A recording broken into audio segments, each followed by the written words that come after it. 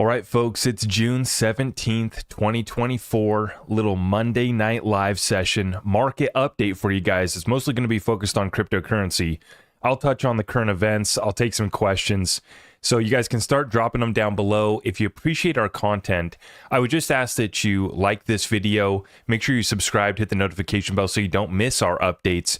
But then the big thing, guys, is helping me share the content out far and wide, especially those shorts, those TikToks, those little X posts. Those go, and we want to get the message out right now, get as many people as possible on board the train with us.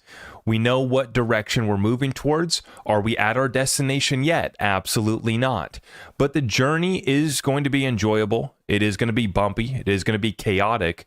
But most importantly, our community is staying focused and locked in on what's going to actually move the needle. Doesn't always have to be about money. Other aspects of our personal life that we're working on building. The fact is that we're self-improving. We're building ourselves up no matter what the charts are doing. The charts are back down today.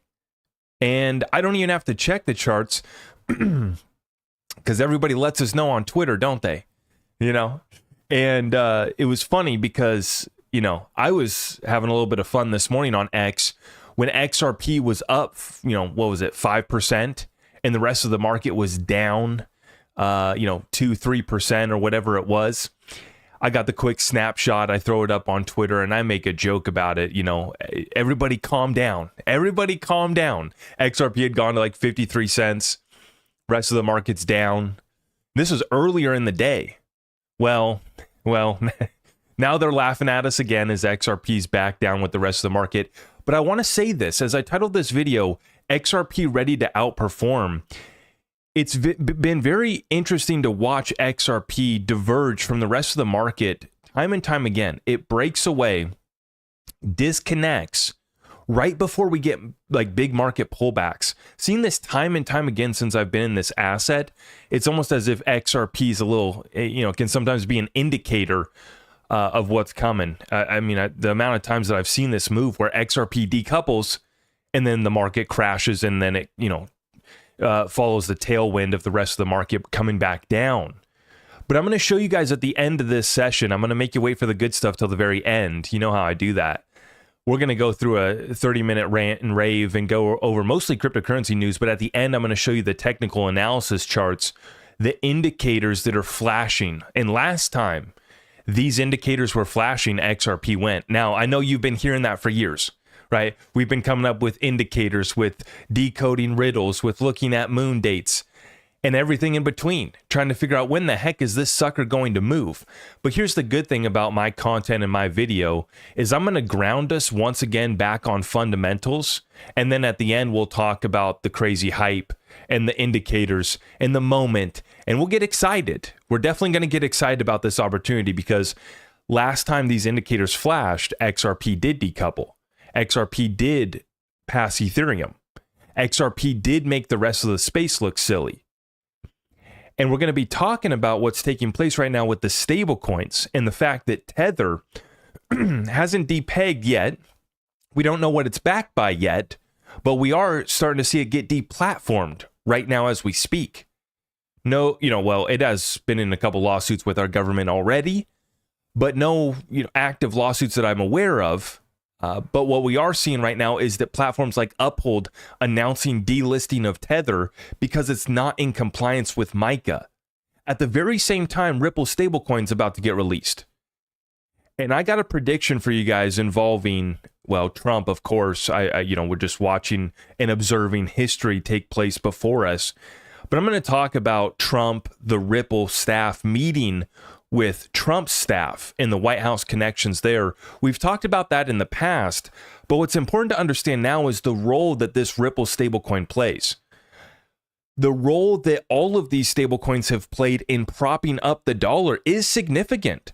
I mean, these market caps are tens of billions of dollars. I think one time, over 100 billion in stablecoins.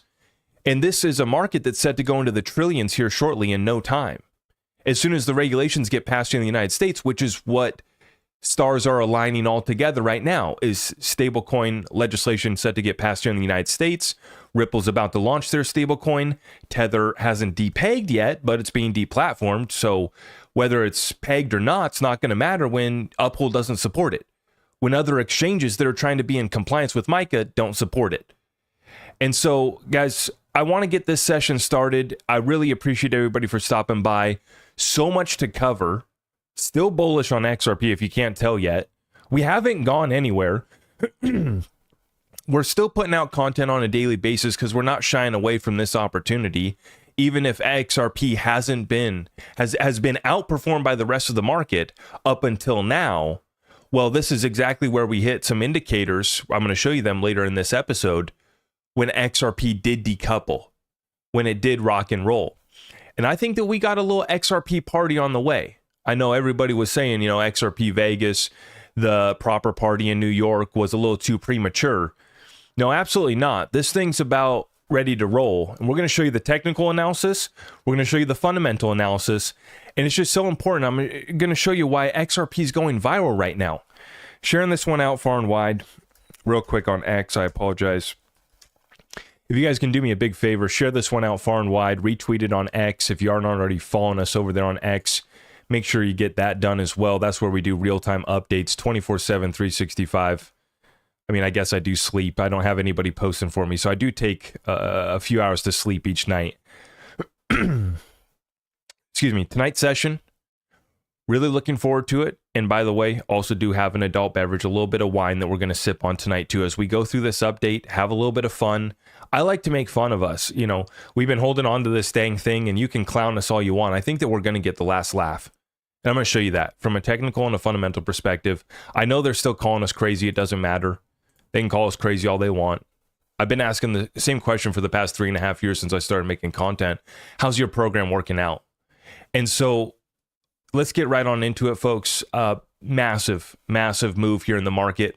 Back down. Global crypto market, 2.36 trillion.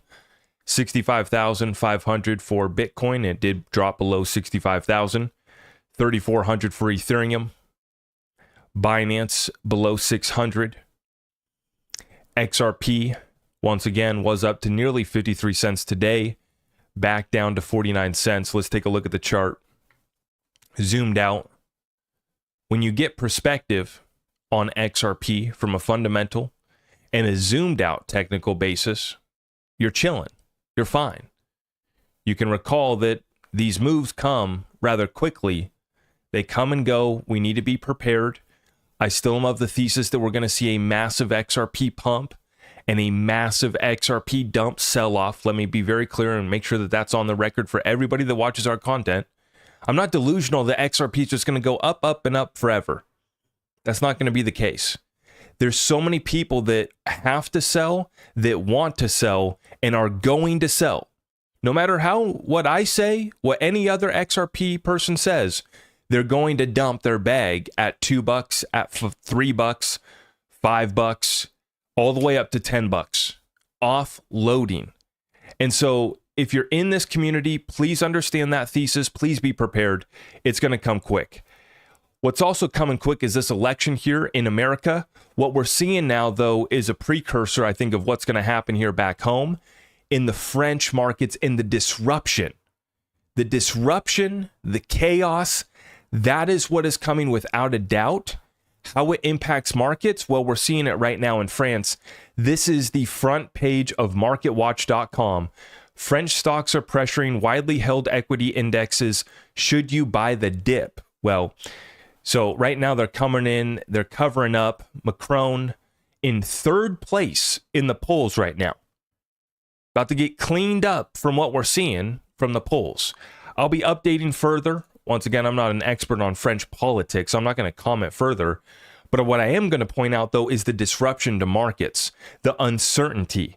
There's a special election coming up here. French President Macron has declared a special election. And this is one of the requests of Le Pen and her party. So we're watching that. It's a disruption. What's happening to markets? All of the gains of this year were wiped out in France for their markets. I also want to remind everybody that last week, Russia announced that they were cutting off pairs for USD and Euro.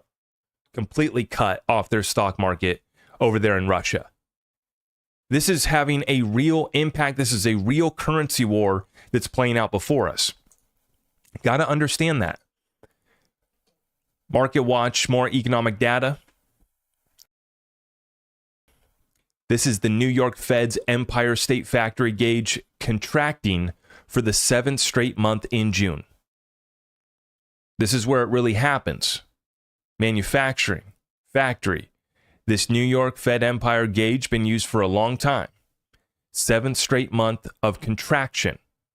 This is the real economy.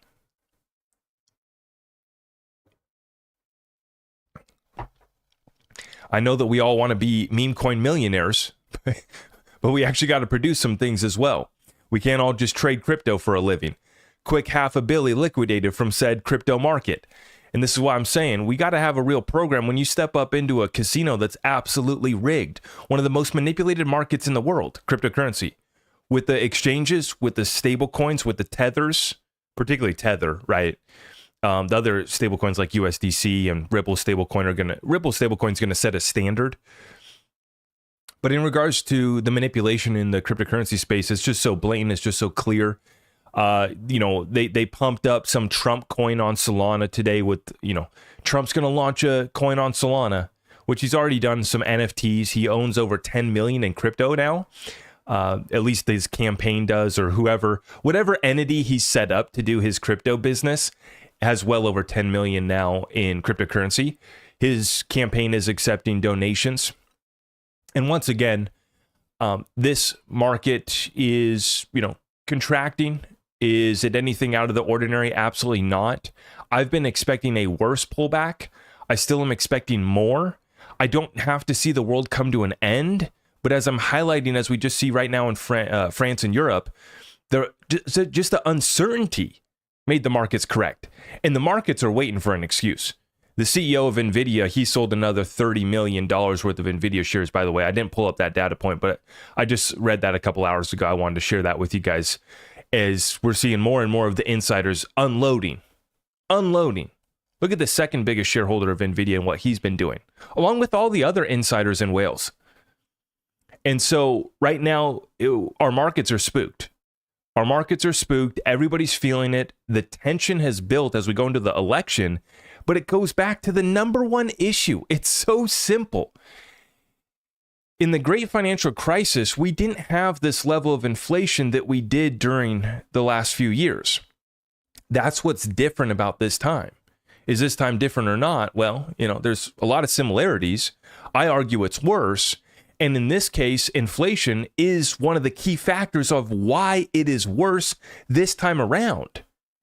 You're seeing folks try to get jobs. There's all these job listings, all these job openings. How many of them are real? We don't know, because we have all these people that are filling out these applications for these jobs. They're still not getting calls back. They're well qualified. And look at Canada as ground zero for the economic contraction in the West. The Europe's has already gone through it too as a region.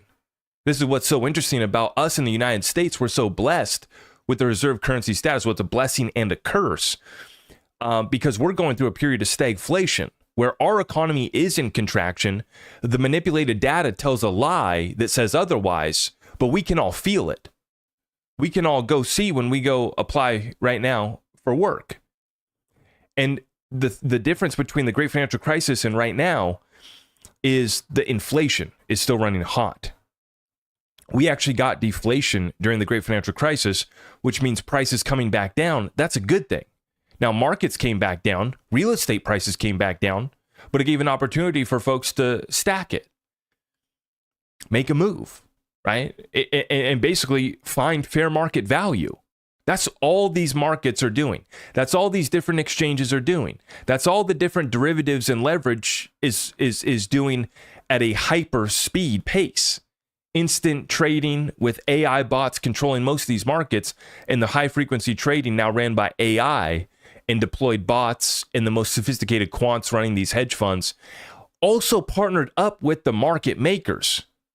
So as I've been saying, not only is the casino, you're not on a level playing field, right? The table is not laid level, But then even if you do win, they still might not let you out of the casino. You might be able to turn your chips into cash, but they don't let you leave. You're stuck there for the night.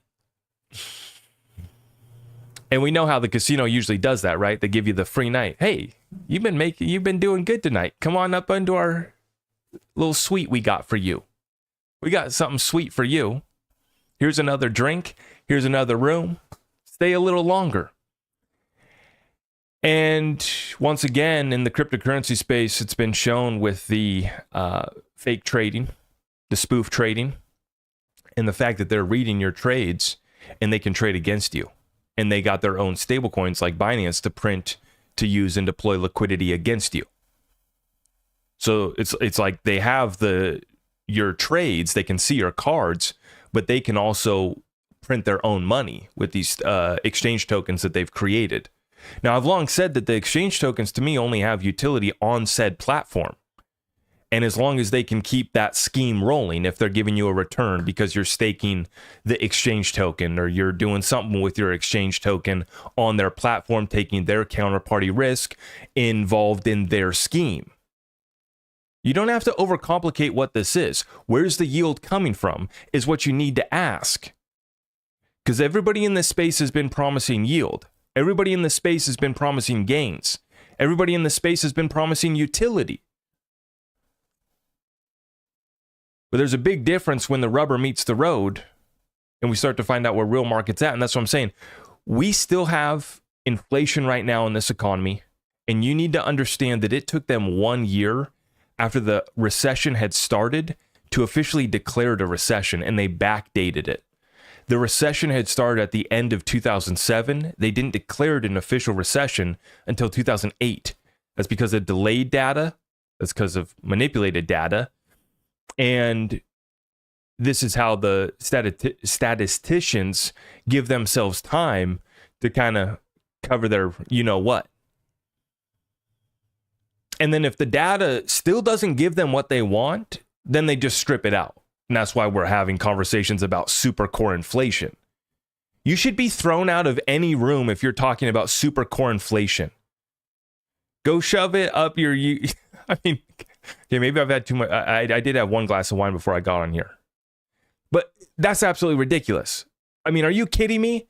What are we doing having a conversation about super core, which strips out food, energy, gas, energy, used cars, insurance, everything? What's included? What's included in these data points anymore? They strip out everything that matters.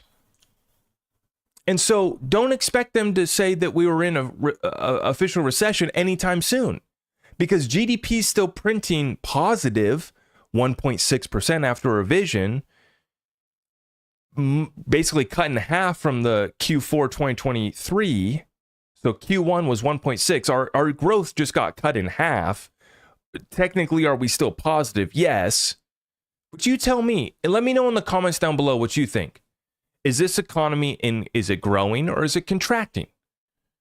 For the Main Street economy, I'm not talking about, my 401k went up because my financial advisor said it's okay that the Magnificent Seven are holding up the stock market and there's no market breadth. He says it's okay. There's still incredible strength. He said, don't worry about the CEO Jensen Huang offloading another 30 million shares this most recent reporting. The second largest shareholder dumping hundreds of millions more as well. He said that's not a problem. He's telling me the 60-40 portfolio is still going to bounce back. He's telling me the bond market, which just posted its worst years ever, is going to bounce back. Folks, I got some more crypto stuff that we got to get to, so I want to get there, but I want to reiterate the point here. You got a lot of folks that were participating in a very easy economy with the lowest interest rates in 5,000 years. This is not the same playing field that we were on back just a few years ago when interest rates went back to zero. And this was unprecedented. Powell's Pandora's box, record stimulus, nobody pay, nobody do anything, take your check, cash it, buy a meme coin, get fat and happy.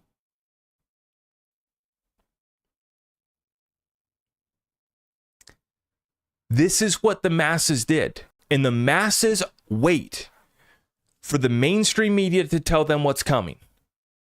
Once again, 1 year after the recession had started during the GFC, in 2008, they finally admitted that the recession started in 2007. Our unemployment rate just hit 4%. The Fed's target for the end of the year was 4%. We'd already hit it here in May. Look at the jobs that we've lost, already over 400,000 since the start of this year for Macro Edge. Danielle DiMartino Booth, former Fed insider, says that we are going to be eventually backdating the recession, or at least the jobs recession, back to October 2023. Because the revisions, it's all a lie, and they don't report the revisions. What we've been fed and where we're at currently in the market, with the S&P 500 printing new all-time highs still right now, and CNBC and everybody, talking heads, are trying to figure out, how do we justify this? How are we still bullish? Even though nobody feels good about this economy, how can we still be bullish? How can we still pump this up? How can we make sure that they don't move their 401ks? How can we make sure they don't pull their money out of our bank? As many of us still understand, the banking crisis is still underway. And you look at the top banksters, Jamie Dimon himself has been talking about the economic hurricane for the last year and a half. He's one that's willing to say it to your face. And it's because he knows most of the masses are still going to be left behind. And really what Jamie Dimon's excited about, and I'm excited for the same exact reasons, for the same exact thing, is Jamie Dimon knows that his fellow banksters, the small regional banks, not all of them are going to get bailed out. And that's blood in the streets that he gets to eat on up. Jamie Dimon, ready to jump on this opportunity. Me, little Joe Blow, I'm ready to jump on this opportunity too, at a scale that it does not compare to JP Morgan Chase at all, but it's the same mentality, because I know that the economic hurricane is coming too. And everybody called Jamie Dimon crazy at that time. Well, that was one of the few times that he actually gave you a truth. Actually was being honest. When he was lying about Bitcoin and cryptocurrency being a pet rock and useless and them having no interest, well, that was a bold-faced lie while they're working on their JPM coin, which nobody wants to use. But when Jamie Dimon admitted that we were in an economic hurricane a year and a half ago, that was, for once, he was actually, telling us the truth. Folks, we are winning so big, and the next data point that I'm going to show you confirms this once again. The breakthroughs and why I am listening to Crypto Spaces on X where they will not mention Ripple is a dang shame. And I'm trying to be nice and polite with my words. It's embarrassing. It's embarrassing that these guys won't say XRP or Ripple. These guys won't acknowledge that Ripple fought for the entire space and exposed the SEC.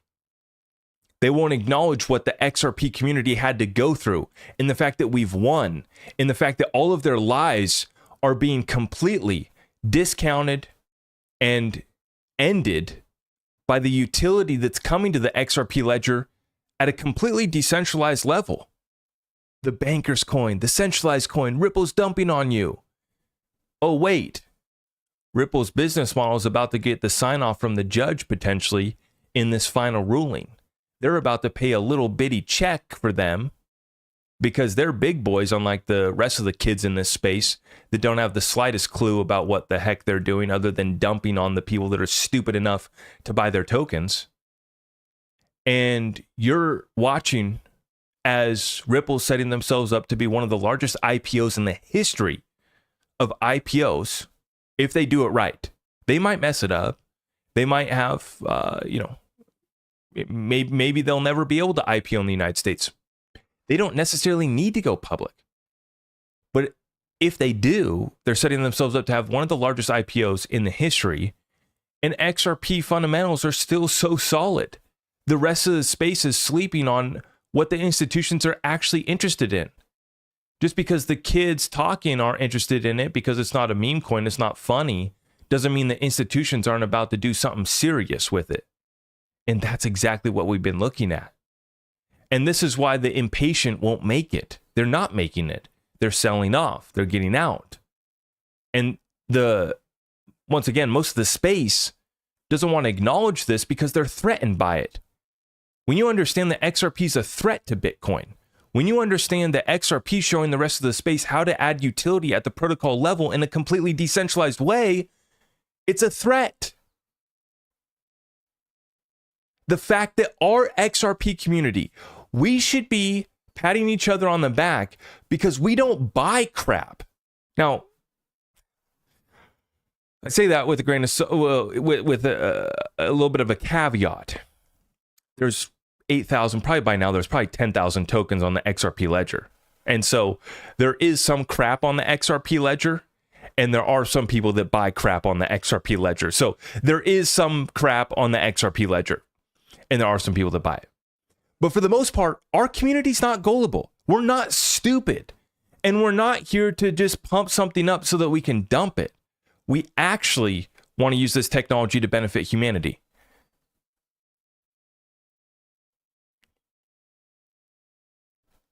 Now, Jeff Williams says, great seeing you in Vegas. Jeff Wilhelms. Jeff, I appreciate you. Appreciate the super chat, brother. It was so great to see you and so many others, adults in the room. Men, women.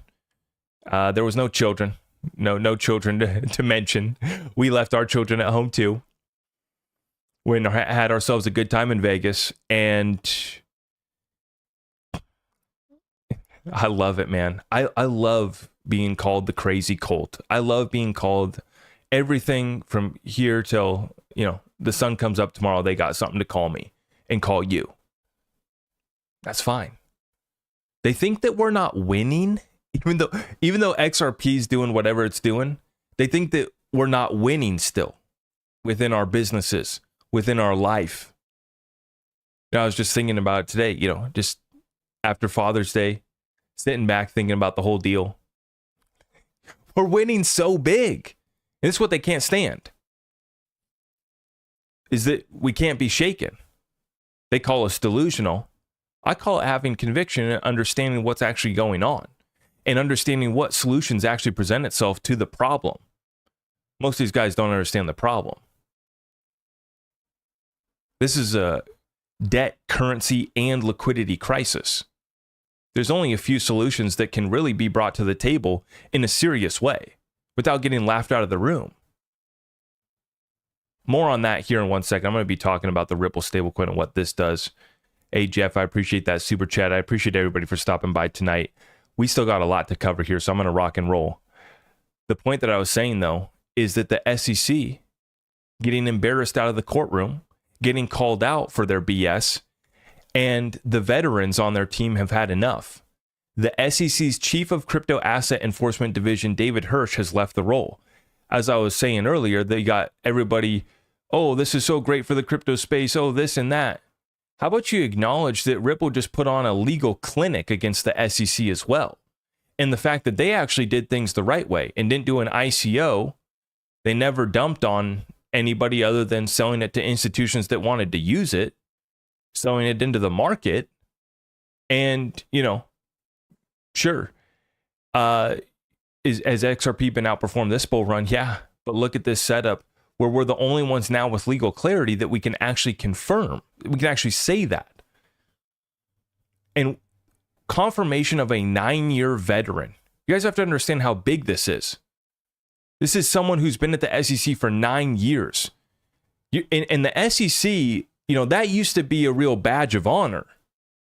You would set off from the, and he probably will. I think he's already going to some crypto company, actually, I believe. Or he's going to do, legal for some crypto team or something like that. But David Hirsch, he's rolling into the next role. And like so many of them do, they leave the SEC so that they can roll on into the next white shoe law firm or the next hedge fund, whatever it's going to be, right? And they kind of do this revolving door deal. Well, now, working for the SEC in crypto enforcement. And it's so funny because you know what he's doing to get the job that he just got? Absolutely ripping on his former employers and boss. Guys, this is exactly what he's saying. You don't have to hear it out of his mouth to know when these guys leave to go represent crypto, when these guys leave to go join the law firm, and now they're bullish on crypto. They're pushing crypto. What do you think that they're saying about the current SEC? What do you think they're saying about Gary Gensler? We're at the inflection point where the entire country's starting to see that the SEC is one of many agencies that's completely overboard, completely out of control, and needs to be reined in by Congress. And this is why we need our Congress should be in work 5 days a week. In fact, I think that Congress should be working holidays. I've been working holidays. I work every day. I think Congress should be showing up 5 days a week, bare minimum. We'll give them a couple holidays, I guess, but we got work to do. We got all of these agencies. Now, how hard would it be, though, to step in and just start slashing these, you know, and really putting in someone in place who respects the rule of law, who understands that most people want to follow the rules. Just give them to us. We haven't got them yet. And the SEC and the greedy guys who run this bureaucracy beast agency, they don't want it to be that way. They don't want it to be just call them up, just come on in, is what they continue to say, right? They don't want it to be like that, other than come into our Venus flytrap, come into our little trap door that we've set for you. Come on in. Time and time again, we see companies that come in and try to talk to them and then get sued. Ripple being prime case and example. XRP, I see you, brother. Hey, cheers, man. XRP, I see you posting on X. That's what I like to see, man. Let's get some content out, get some positivity out, get some folks to think. Appreciate that, brother. Thank you. Cheers. Let's roll. Folks, see you later, Tether. Anthony Welfare, enterprise blockchain leader since 2016, strategic advisor. And that's interesting. Oh, yeah, strategic advisor on CBDCs for Ripple. I'm assuming he still has his position at Ripple, but he did say XRPL here in the bio, but he took Ripple out of his bio. Maybe he's had Ripple out of his bio for a while. Regardless, Anthony Welfare talking about MiCA over in Europe. Uphold in compliance, doing the right thing. See you later. MiCA stablecoin regulations mean not all USD stablecoins are treated equally. Interesting to see which are okay. These ones are going to be removed on July 1st. So if you guys are on Uphold in the European Union, and I don't know, I'm interested to see if this is across the whole platform, or I'm assuming this is across the whole platform, not just for Europe. I'm assuming this is for the entire platform. I'm going to have to follow up on that. Owing to new European Union rules on stablecoins, we will no longer support the following assets July 1st. Guys, you have not much time. DAI, Frax, GUSD, USDP, TUSD, and USDT Tether included. We will be supporting USDC, euros from Circle. That's Circle's Euro stablecoin. And I think that's PayPal's USD. PY, I believe that's PayPal's. So they say remove it before June 27th. Okay. And this is why I like Uphold, because, they've, everybody's had a couple issues with Uphold here and there. I get it. They kind of lock your crypto on there for a certain time before they let you send it to a cold wallet. That's like one of the main complaints of Uphold. Other than that, most people don't really have much complaint. But it says right here that if you don't convert, if you forget to convert, don't worry that they will automatically exchange your holdings into USDC on June 28th. So if you fail to convert, they're just going to roll you on over into USDC. But folks, is Tether backed or not? Doesn't matter. It's getting dethroned. It's getting taken off and deplatformed from Uphold. And I'm going to be watching all the other exchanges in Europe too to see what happens here. Now, in response, this is hilarious.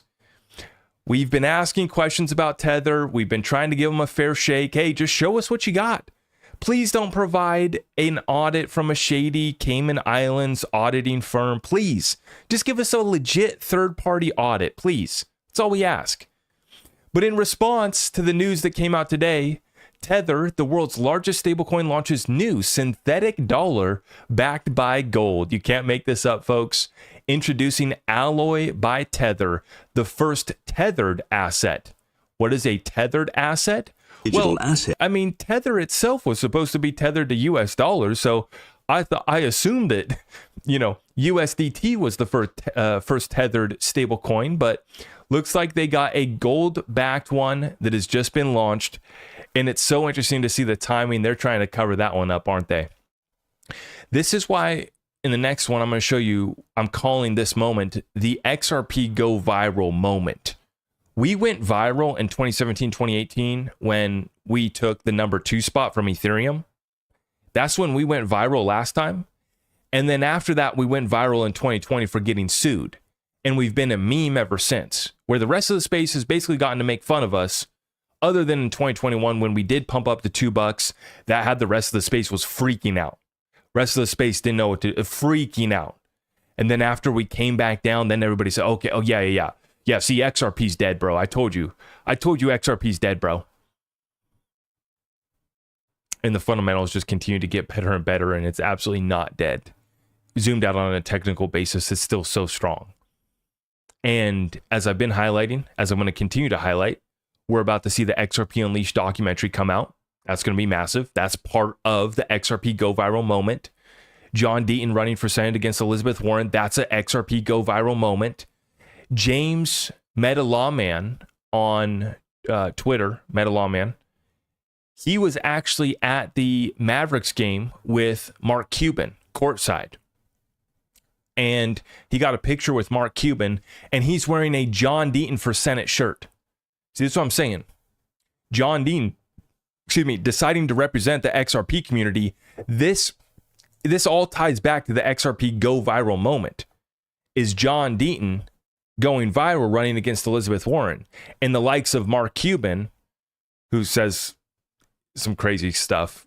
But anyways, the fact that you're going to get this virality of John Deaton and his story, and it all ties back here to XRP, which is what we're seeing from Mario Nafal today. In the last couple of days, I've actually seen Mario posting some XRP Ripple news. So he says, is the SEC on the ropes with Ripple? Well, we've been on the ropes. We've been battling. Where has the coverage been? It's about dang time. Since the end of 2020, Ripple has been involved in a lawsuit with the SEC after they accused the company of offering XRP as an unregistered security. In its initial ruling, the court said the XRP token was not a security, but that the offering to institutional investors violated federal law. After Ripple said it would be willing to pay a penalty of up to $10 million, the SEC dropped its claim from $2 billion to just under $103 million, saying it was necessary to deter future misconduct in the crypto industry. That's not true. And this is where all of the misreporting, people just don't understand it or don't read the actual legal documents, but they didn't drop it to 103 million. There's all sorts of settlement talk, and now they only want 103. Will they settle up? No. They said using the argument that Ripple was using, but so Ripple included supplementary evidence in regards to the Do Kwon Terra case. And what this did was basically they were adding on, talking about the amount that they made versus their penalty was equivalent to like 1%. And so in the Ripple case, it should be much less than what the $2 billion SEC request is for. And the SEC is responding and basically clarifying and saying, well, actually, if you use your argument, the argument that Ripple's using, the fine would still be 100 million. Okay. If it was a true apples to apples comparison, the fine would still be 100 million, but that doesn't include the civil penalty, and it's not an apples to apples case. So they still actually want more. They were basically just acknowledging that even if Judge Judge, if you want to use Ripple's, the other side's argument, it's still over 100 million. Like it's 100 million plus the civil penalty and interest. And once again, this is because they want to deter Ripple from conducting the same amount of activity. But what's going to be so interesting is if Judge Torres signs off and says the ODL sales are no longer investment contracts. So great to see Mario finally giving some coverage here to XRP and Ripple. Love to see it. The court has yet to make a final decision on what penalty, if any, should be imposed. Once again, this case is close. Is it going to be a settlement? Not likely, but, can't throw it out completely. But the penalty, definitely less than 2 billion. And if it's anywhere under 100 million, that's relatively small for what Ripple can afford. It's not a big deal. And it's going to be like so many companies, so many of the biggest names in, you look at Nvidia, you look at Tesla, you look at all these companies that have basically settled up huge lawsuits with the SEC. And many of the times, these companies didn't get the runaround like Ripple did. And what's been so interesting, this is why we say that this almost all seems staged, like it was done by design to hold back and suppress XRP, is because while we've been attacked on the other end, we're reading out all this documentation, like I'm just about to show you here, that's acknowledging the value proposition from Ripple. They're partnering with all these central banks, 400 plus institutional partners, all this growth with on-demand liquidity. They didn't stop ODL sales after the lawsuit was filed. They still are selling billions of dollars worth of XRP strictly to institutional partners for real-world utility. They're not dumping on us, but they're still conducting business worldwide while all of this is going on, getting written about positively by anybody that doesn't show up with a Ethereum and a Bitcoin maxi bias. And this is the documentation that I'm talking about. Wrath of Kahneman, huge shout out.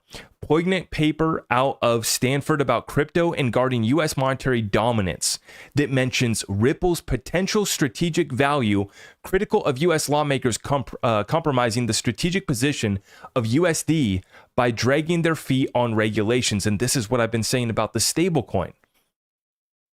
All of these stablecoins have played a role in helping the United States keep the reserve currency, because it's allowing folks outside of the US to get exposure to the dollar in a very easy way. As long as they have this phone, they can get tapped in and they can get exposure through Tether. They can get exposure through other stablecoins, through PayPal stablecoins. And this is what the United States wants, is more and more people getting exposure to US dollars.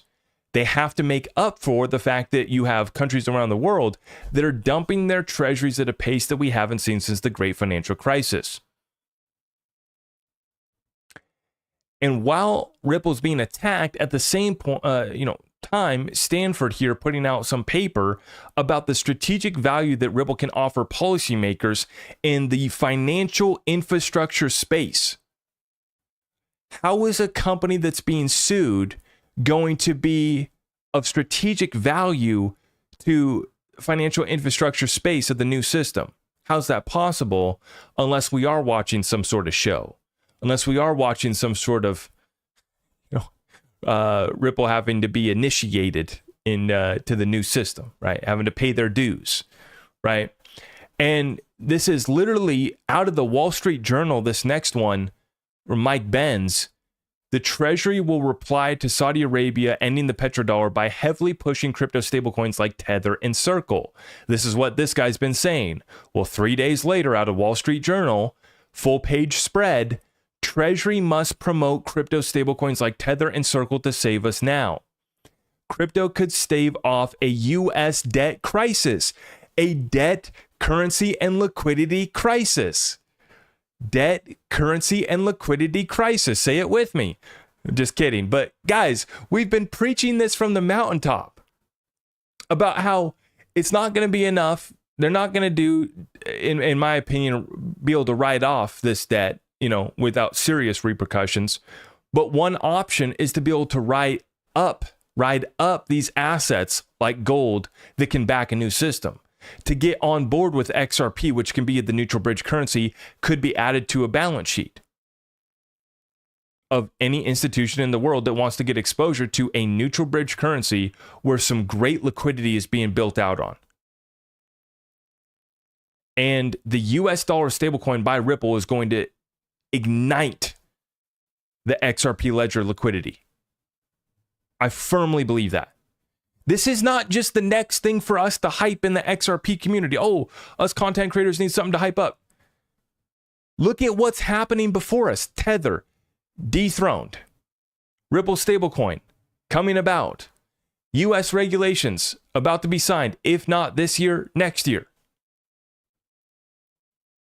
Crypto presidents. We got Biden. We got Trump. Everybody's pro-crypto. Even Robert Kennedy. Lighten it up. This is our moment. It's going to come so fast. And I hope you guys are prepared. Let's get into the technical analysis and why I titled this video, XRP Ready to Outperform. If you made it this long, cheers. Sipping on some Cabernet, little cab tonight. And talking about XRP, talking about these markets, and why I still believe XRP is ready to outperform. Why it is still ready to make this space look silly. I'm going to show you guys from Blockchain Backer. I took Blockchain Backer's words out of his mouth. XRP ready to outperform based off of these indicators. BC Backer. Conservative technical analysis. No moon dates involved. Check the indicators. Don't get too excited. Here we go. I hope you guys are having fun tonight.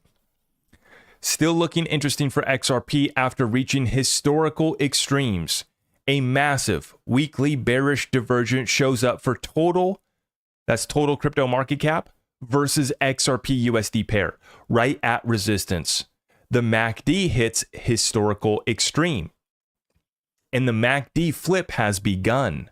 When these events occurred in 2017 and 2021, XRP outperformed.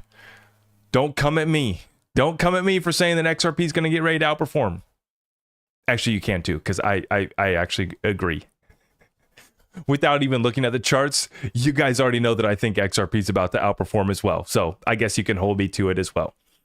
But BC Backer, the reason why I respect and like BC is he keeps it pretty conservative. No, nothing crazy, right? And so when BC gets bullish, when BC shows a couple indicators, when he wants to deliver some hopium, I say thank you very much. Let's go. Want a little XRP hopium? The sentiment is rough, and absolutely, sentiment's the worst I've ever seen it. Well, it makes sense. The rest of the market has never been more overvalued versus the XRP price throughout all of history, except for once. Then the glory came. Let's take a look at the chart. The glory came. The last time we did it. The rest of the market versus XRP.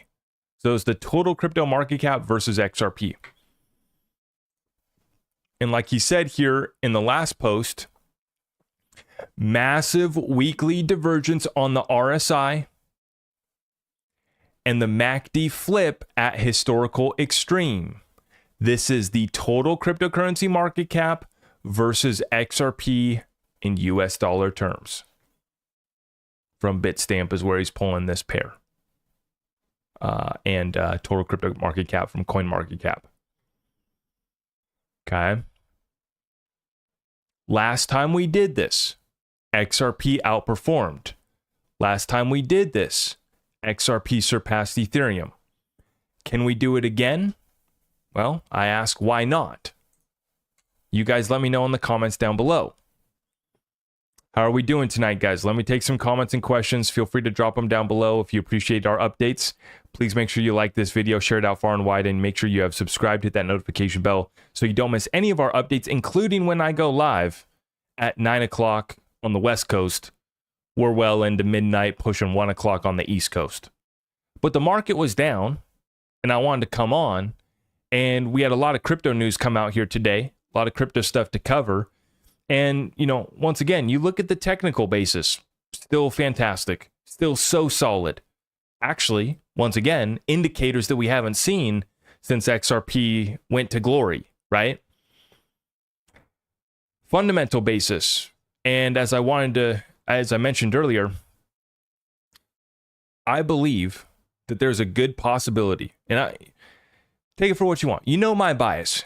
You guys know my bias. But here's the deal. We know that Ripple met with the Trump White House. We know that Ripple's been meeting with, I don't know if they've met with the Biden White House, but they've still been meeting with government officials over the last few years, setting up their office in D.C. Brad and Stu going in front of the Supreme Court, going in front of the SEC. So bold they are. Stuart Alderati, still willing to say that Ripple is thriving through all of this. That's a bold comment from a lawyer. The lawyers are supposed to keep it calm down. But we are watching right now, from a technical basis, from a fundamental basis, the XRP set, and from a legal basis. It checks all three boxes. Technicals look solid. Fundamentals continue to get better and better. And a legal perspective that nobody else in the space has. You can actually say that we know what XRP is not. We know it's not a security, and that's all that matters. Because the SEC's the agency that's on a rampage, the CFTC is the one that's just trying to go after the real criminals. And the CFTC is just chilling. They're like, we have billions to collect, there's plenty of business for us. We don't need to go launch a war against American entrepreneurs. We just go after the criminals like Do Kwon and Terra and, you name it, right? FTX, all the others, right? Binance. We got billions to collect. We don't need to go kill innovation, And as they've taken a position that most of these cryptocurrencies are commodities, and they're willing to go on the record and say that. The CFTC taking that usual position, though, they won't take a stand for crypto. They'll just kind of allow the SEC to stomp all over us and continue on without guidance. But the CFTC, the only thing that I wish that we would be getting from them is them calling for Congress to take action. The CFTC is willing to give their opinion on most of these assets being commodities. But why can't we get them to stand up and say, hey, Congress, do your job and call out the SEC? But everybody's got to play nice in DC. You already know that, right? Everybody's got to play nice in DC.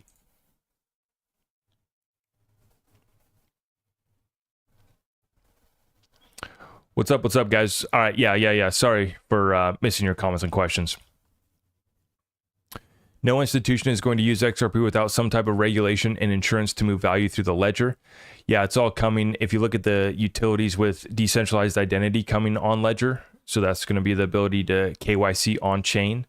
You get some of these amendments in there with the clawback being another one to be able to issue assets from regulated institutions. A lot of them need clawbacks. So that's all coming as far as the utility standpoint. And then on the legal stuff, yeah, it's on the way. My wife is still sick of hearing about XRP. Yeah, it's all right. It's all right. Ideally, we have something else good to tell wifey about, your girlfriend about, right? A business, another investment, maybe something else. How you got a raise at your job. We need something good to tell wifey. I know how it goes.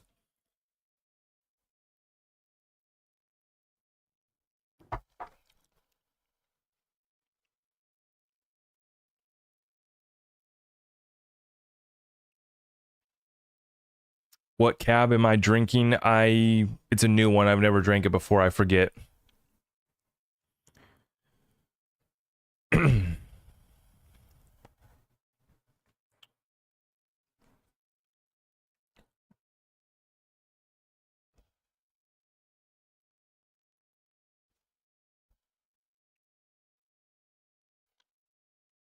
Peaky, good to see you, man. Yeah, I know it's been a long time since I've done a live show. I felt like we needed it tonight. Mark it back down. Let's fire up a live and get the people back in it. Why does XLM move in almost exact rhythm with XRP? I think that it's because you got the same bots that are kind of in control of these markets. and the same bots that have been deployed against XLM and XRP for a long time running. Yeah. This market's really moving in tandem together. Like we said, time and time again, I continue to see XRP where it'll kind of send the signal. It'll pump 5% while the rest of the market's kind of just sideways or down. And then we get a broader pullback where XRP does get drugged down with it. As I just showed you on the technical analysis, though, from BC Backer, MACD flip, RSI oversold at a point where we're getting a historical divergence, total cryptocurrency market cap versus XRP price. It's never been more overvalued. And so it's just like the stock market, right? It's never been more overvalued. We're at all-time highs for the S&P 500. See, silliness has never been more overvalued. That's where we're at. That's where we're at in this cycle. Zach, how much lower will XRP go, especially with the Black Swan event, in your opinion? Well, I can show you the charts. I've been saying XRP was going to 45 or 40 cents for a while, and we got it a couple times already this year, right? This was April of this year where we went down to 40 cents. That was December into January, we went down to 47. But yeah, I mean, 45, that's what we did just this last week. This is the weekly chart for XRP. I'm way zoomed out. Bitcoin. Way too many indicators. Or way too many measurements, really. I don't really use too many indicators. I just kind of measure these pullbacks. Pretty big double top setup on Bitcoin right now, zoomed out on the weekly.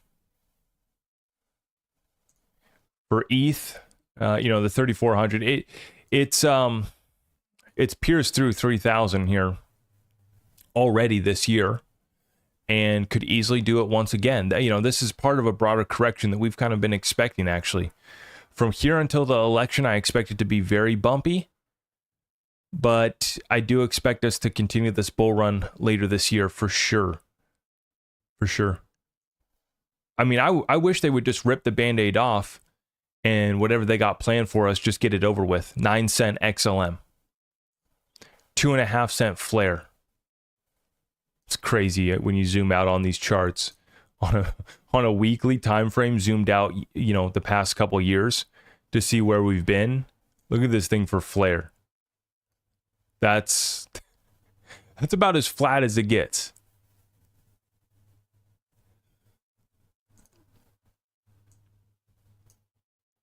XDC. Right at 3 cents for XDC, holding that, 13-cent Algorand, way off that high of $2.80. Yeah.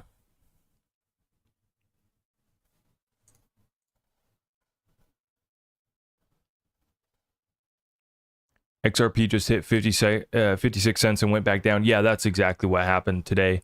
I think it was about 53 cents in US dollar terms, depending on which exchange you're looking at. But yeah. That's exactly what I'm talking about, Peaky. Yes, we want to be able to short something like Zach with a K coin. These meme coins, man. It's awesome. What I did want to check on, though, was actually gold and silver. I wanted to see what they did today. I am going to zoom in here a little bit on this chart. So, yeah, here's gold. Holding 2,300. We've, dipped below 2,300 a couple times here recently. But wouldn't be surprised at all to see a pullback for gold back to 2,200. I mean, wouldn't be surprised at all. But the thesis for gold is that we still have a ways to go above 2,500 for this year. I still have expectations that gold will probably pierce 2,500 this year. Even if we get a short-term pullback, still believe in $2,500 gold by the end of the year for sure. Many of the gold experts kind of in consensus about that one too. For silver, this is one that's very interesting because it hasn't hit a new all-time high like gold has. It's holding 29.5 right now, but its strength really coming in here lately, the way that it performed so far this year, just fantastic. I mean, this performance for silver, if you would have bought it any time in the last couple years, there's 84% gains to work with right there. So even if you didn't buy this bottom of 17 and a half, 18 bucks, I mean, if you got anywhere around 20 to 25 bucks, you're still talking 30, 40% gains for silver. Not a crypto, not a quick moving commodity, or at least not a quick moving asset relatively to crypto. But when this one got woken up, it moved in a major way here, and it still has a lot of room to go. Personally, I'm not.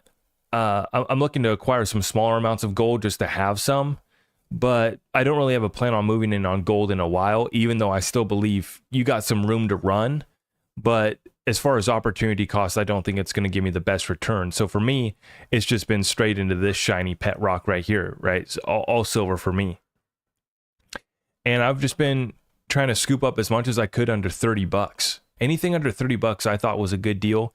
Here we are sitting at 29 and a half.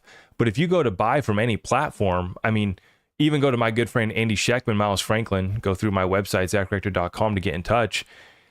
He's got some of the best prices in the industry, but you're going to be paying over $30 per ounce for your silver, right? Because you got that premium on top. Now, at 29 and a half, is this one of the last opportunities to buy sub 30 for a while?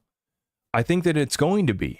There's nothing saying that we can't go back down and test like 25 again for silver, but it's holding 29-30 region pretty good, and it still has a lot of room to run. I mean, you look at that technical chart, it hasn't set really anything that's too ugly, right?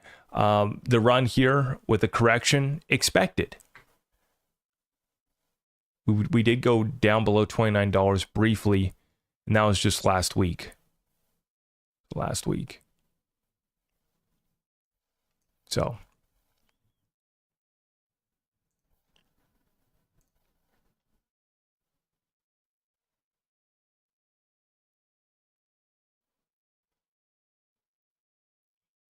See, we got all the OGs in the chat tonight. I see you guys. Christy, Missy. How are we doing tonight? What's up, Brad? We got Brenda in the house. We got all the good people in the house. How are we doing? We are going to do some more meetups, aren't we? This is the thing, guys. As I was saying, Missy, appreciate you so much. So much love for you. Thank you so much, Missy. One of the OGs. We go way back. You know, I wish I could play music on YouTube. Back in the day on TikTok, Missy knows, we used to get the music playing on the late night sessions. So you didn't just have to listen to me rant and rave all night. You get to listen to me rant and rave, but with some music playing in the background. And we had some fun times back in the day on TikTok. That was 3 years ago. Now, yeah, I don't really do too many TikTok lives anymore, but I am trying to actually... I'm trying to hammer TikTok, to be honest. I'm going to be posting a lot more there. A lot more TikTok and a lot more X. They're just still such strong platforms. Long form content, obviously YouTube's still here. So glad to be back on YouTube. But for the short term, for the quick ones, gotta hammer TikTok and X right now. We're putting the pedal through the floor. Christy, appreciate you so much. Guys, you guys are amazing. Thank you.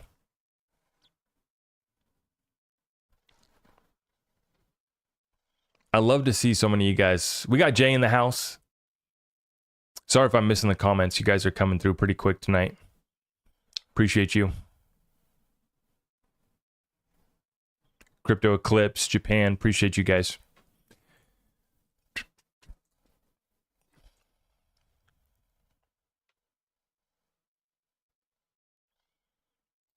Any other comments, questions, guys? I'm going to wrap up this session. Approaching 1 o'clock on the East Coast, 10 o'clock here on the West. What time is it in Australia? Where are Aussies at in the chat? Australia, stand up. You guys are crazy down there.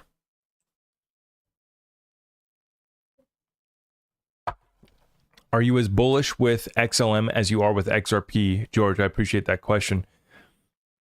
No. Nope. And I'm not as tied to XLM as I am XRP. No. But, with that being said, I think that there's a great opportunity at XLM. It's just I plan on probably selling most of my XLM this bull run. And then I'll probably pick some more up. But,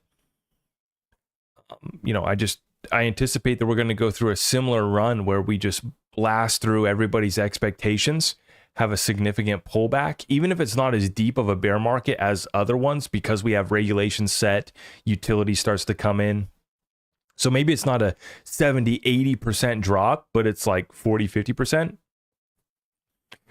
That's what I'm going to be looking to take advantage of. So when XRP goes to $5, $10, $15, whatever it's going to do this bull run, I'm looking to trade some of my XRP for that, but I'm married to a portion of my XRP.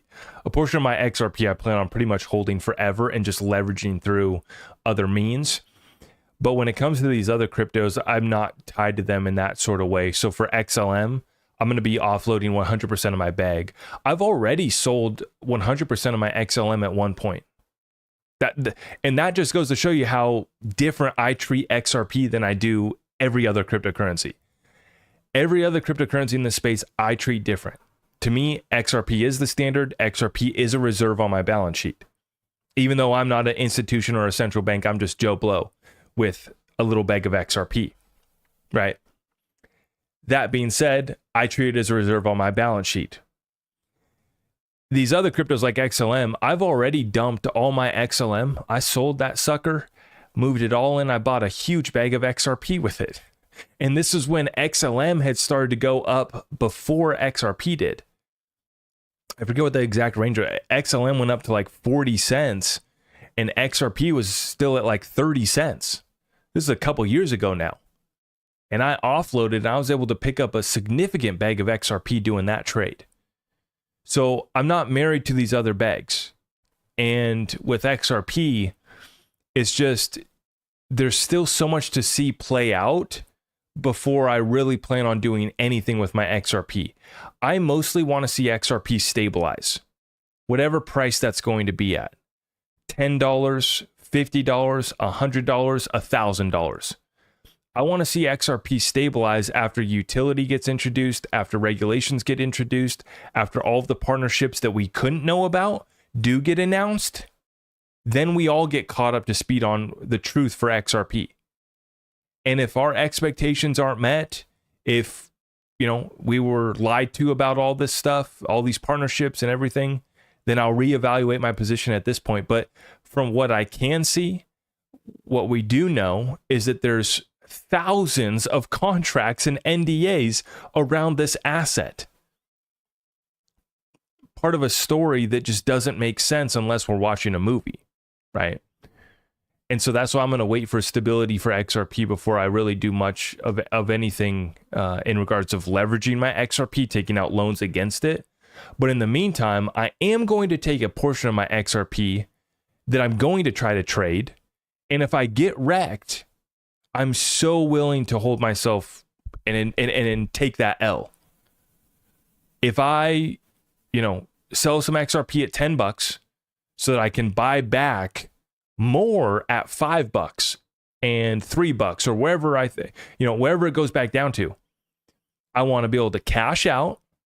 And then I plan on buying probably my entire bag back and more after that move. And it's because, like I said at the very beginning of this episode, no matter what I do or say or any other person does and says, there's a significant amount of this community that needs to sell, that wants to sell, and that's going to sell at these price points. Simple market dynamics are at play here. There's nothing crazy. There's no riddle that we need to do. When the price goes to $5, a lot of people want out. When the price goes to $10, a lot of people want out. Shoot, when the price goes to $1, people are going to want out. $2, $3. People are having to sell out now. And this is not something that I'm, not something that I like, but it's just something that I see. We're observing this community. We're observing what they've done to our Main Street economy in the West.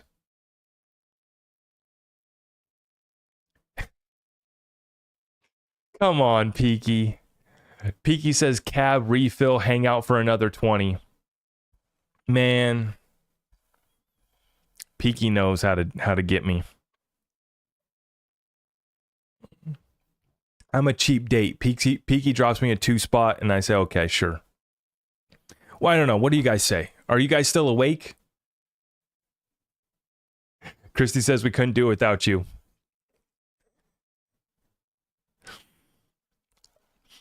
This is the thing, guys. I've been staying up way too late lately. Usually I'm recording a session like late at night just because I like to be able to get news out first thing in the morning. On the West Coast, we're sleeping in on the West Coast. The rest of the world's already awake. Markets have already opened up everywhere else. New York has already been up for a few hours trading, and we're still waking up, getting our first cup of coffee. So I've been staying up super late, recording my updates for first thing in the morning. But then right when I wake up, help wifey, help take care of some business, grab a cup of coffee, and it's just straight to the work, guys. Right now, I mean, you guys have been watching me. I just love my work so much. I love what I do in both my businesses. For those of you guys who don't know, I still own my property service business. It does landscaping services, property services. And that's a business that I started in 2015. And I love when the haters call me little lawn boy. I love that. That's hilarious to me. I still hold on to that business because I'm diversifying my income. I really do what I talk about and preach. Even though I'm not here to give financial advice, I'm here to expose myself, be transparent with you, show you how I'm making it, show you how I relax at night, which is grab a glass of wine and do more research, do more work, keep pushing, right? And I've shown you guys how I'm making it too. And I keep myself diversified amongst the asset classes. I keep myself diversified with my income. This is how I treat it. I got old world money coming in. I got new world money coming in. I got old world investments. I got new world investments, my XRP, right? And right now, we're finally starting to see our thesis play out on some of these assets. It's been a long time coming. We're finally starting to see it. But here's why we got to stick together as a community. As we predicted, as we were expecting, the world around us, scary place. Scary place if you don't have some good faith, some good conviction, right? And a distracting narrative that's fed daily. Missy, I appreciate you so much. Thank you guys. Thank you so much for all the love tonight.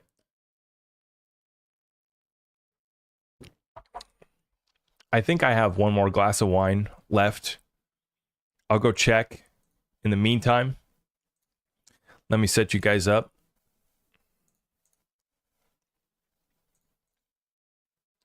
Little XRP chart.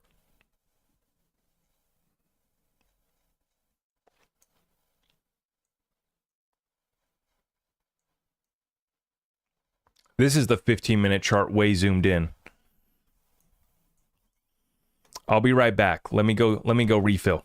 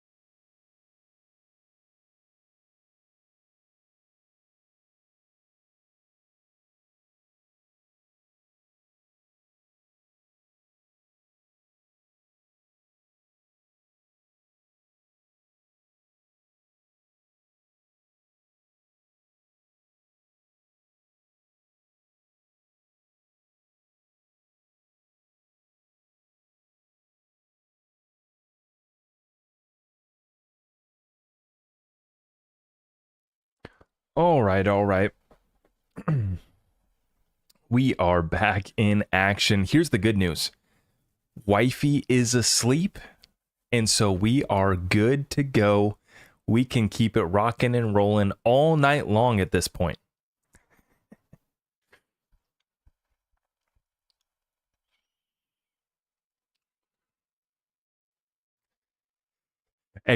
Peaky said, check with the wifey. Yeah. No, wifey's good. Wifey went night.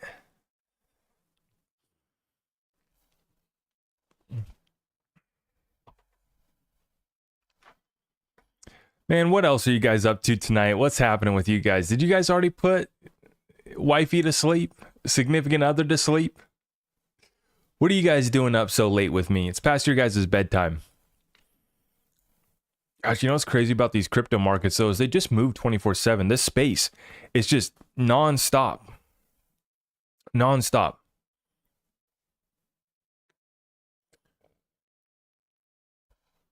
Missy says, just like the good old days. That's right.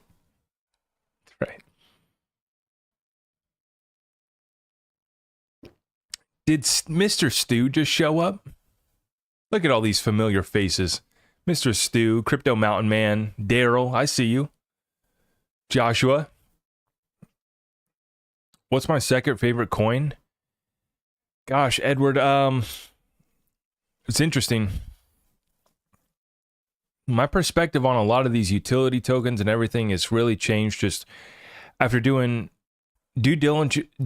Basically, after doing my original due diligence on these projects a couple years ago and then waiting for more updates, like getting to the point on a lot of these crypto projects where it's like, okay, this is great, but I'd like to see more.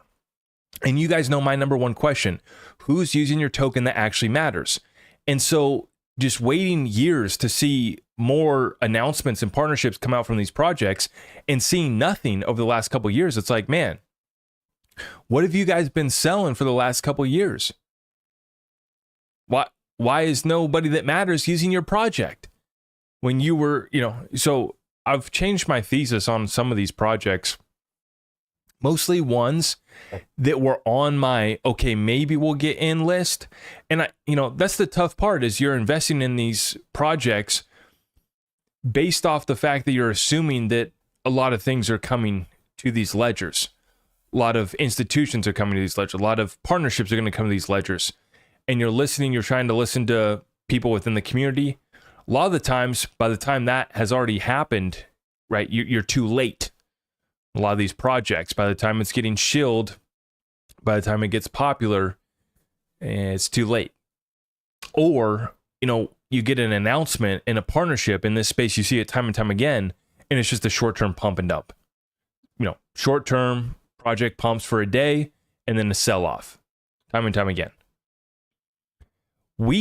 But this is really happening because we haven't gotten utility implemented. We will not have utility thrive until we get into a regulated environment. It's just that simple.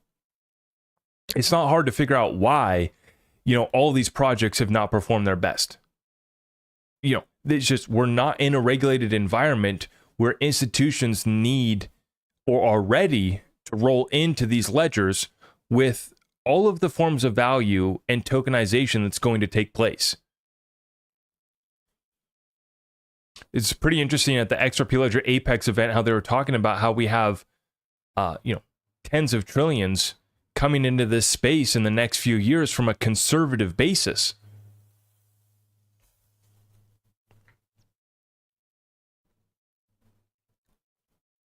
Stu, I appreciate that comment, man. Appreciate that.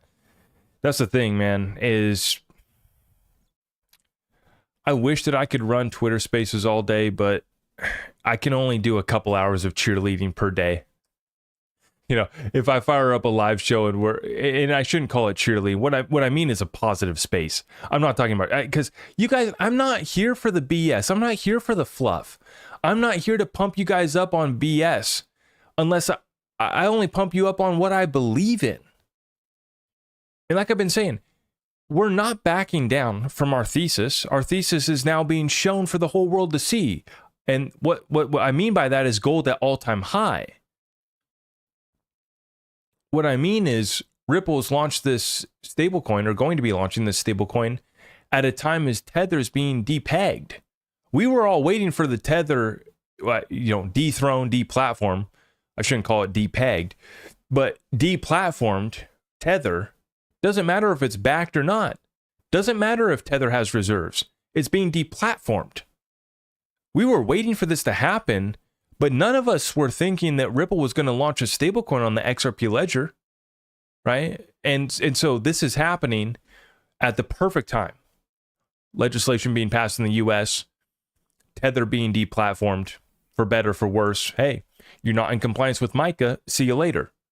Uphold just put out the notice today, if you guys didn't see it. $5 to $10 XDC in 2025. This is the thing, is a lot of these projects can actually pump to these prices without utility being implemented. That's the crazy thing. Just based off the speculation that these are going to be the utility projects during this coming bull run. There's still going to be all sorts of speculation in this bull run. There already is. I mean, take a look around at all of these meme tokens that are still going stupid. Take a look at, Iggy Azalea pumping up. I'm not even going to name these tokens because it's just so crazy. Lil Pump getting Solana tattooed on his forehead. If you wanted a top signal, somebody should make a meme. Take a screenshot of this, put Solana on my forehead. If you want a top signal, it's Lil Pump putting a tattoo on his forehead of Solana. Have fun getting wrecked. Mark my words. This show will not go on forever like this.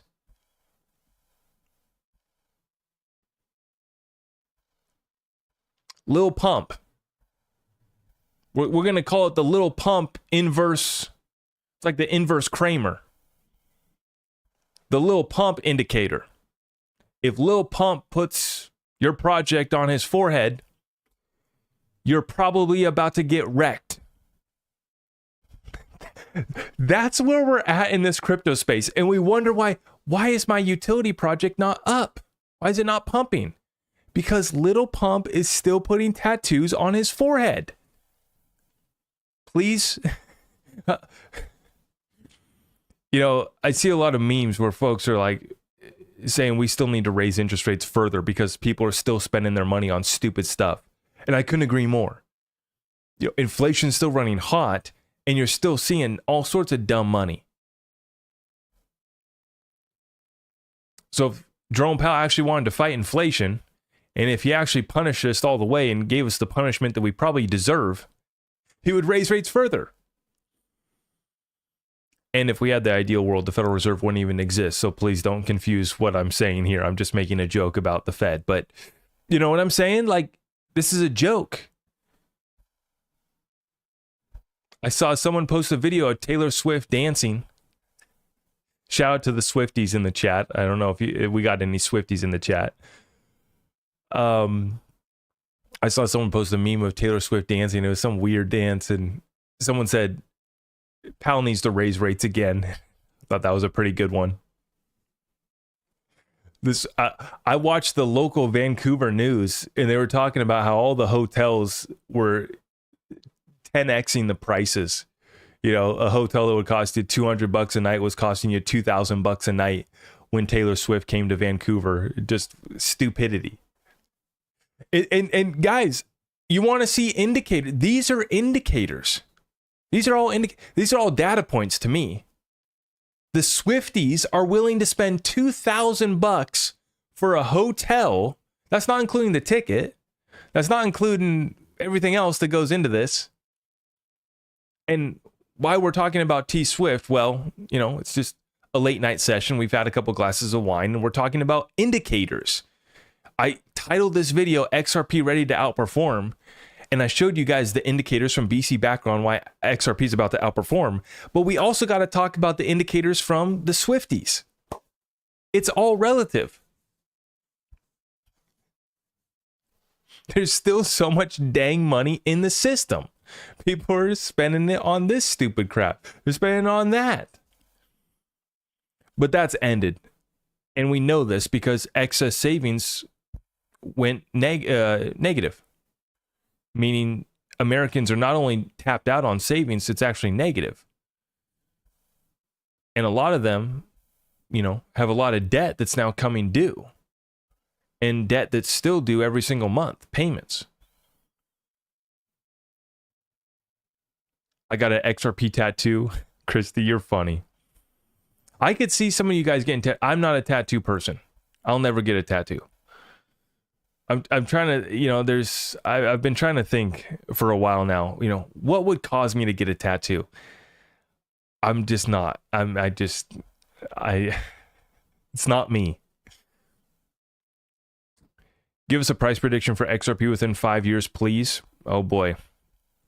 Let me take a sip of my wine and I'll think about that one. Appreciate you guys.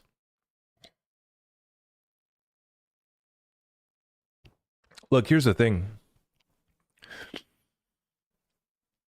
I want to see XRP at double digits. I feel like the fair market value for XRP is at least double digits in a regulated environment with utility enacted and flows of liquidity fired up. I think we're at $10 plus and holding $10 plus. Now in 5 years, though, that includes the next bull run.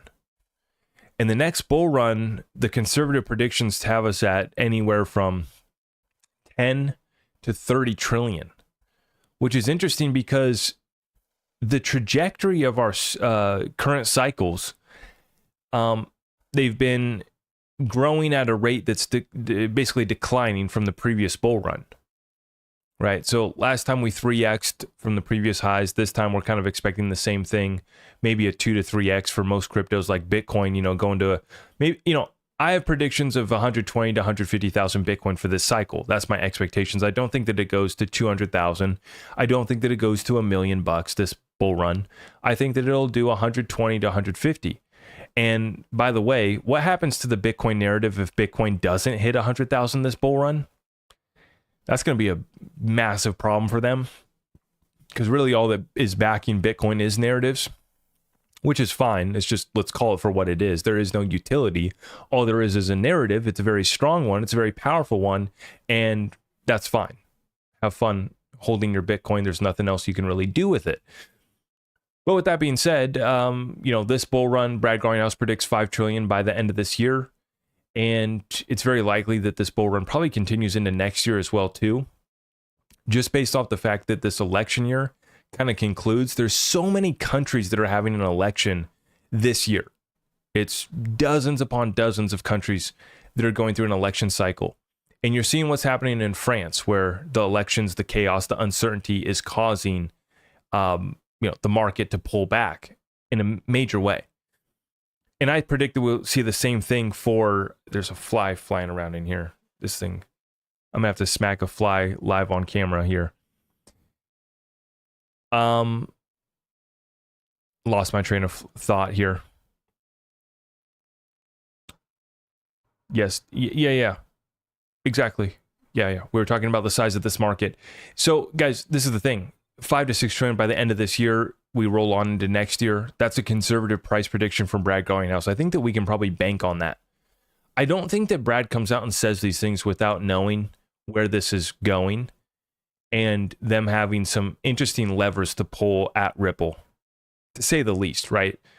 And I say that in a positive way. It's almost like they've been able to keep this thing suppressed. It stays within the top 10.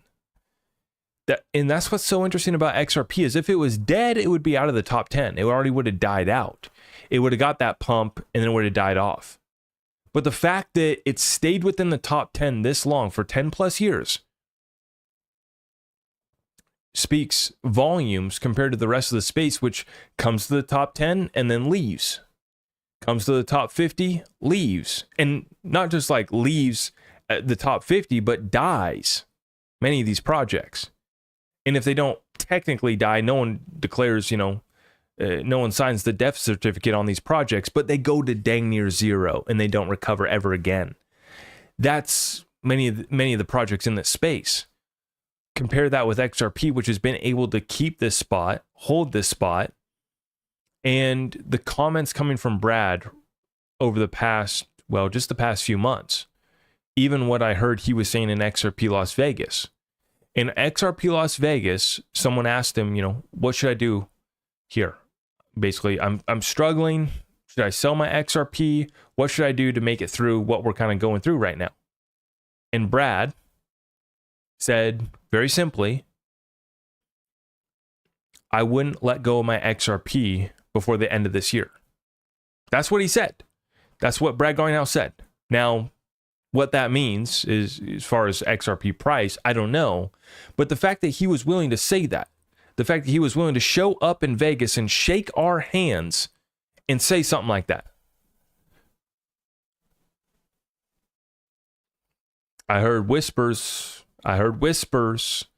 about other people asking him about some other things. Some interesting questions for Brad Garlinghouse. Some folks that told me they shook his hand and looked him in the eye as they asked him that question. Powerful questions. Powerful response from Brad Garlinghouse. And so to me, it's just simple. We're ready to roll. We're going to get it this run. The only thing that's been in our way has been this lawsuit, this staged, stalled lawsuit. It's about to end. Legislation's about to be passed. Ripple stablecoin's about to launch. Tether's being deplatformed as we speak. Update today, if you missed it, Uphold is delisting Tether as far as the end of this month goes. You have until June 27th to move your Tether, DAI, and about 4 or 5 other stablecoins, US dollar stablecoins on Uphold. You have till June 27th to move them. And if you don't, Uphold is going to move them for you to USDC on June 28th, the next day, because they are delisting about 6 different stablecoins based off of MiCA regulations. And you guys know how close the law is with Europe and the United States. Basically, all Western law is pretty close, and basically in this regard. And so what we're seeing right now is finally that moment where Tether's not being depegged.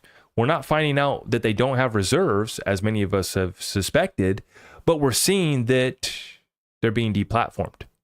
Doesn't matter what they're backed by. Doesn't matter if they're backed at all. If you're being deplatformed, if you're being delisted, which is exactly what happened to XRP during the lawsuit.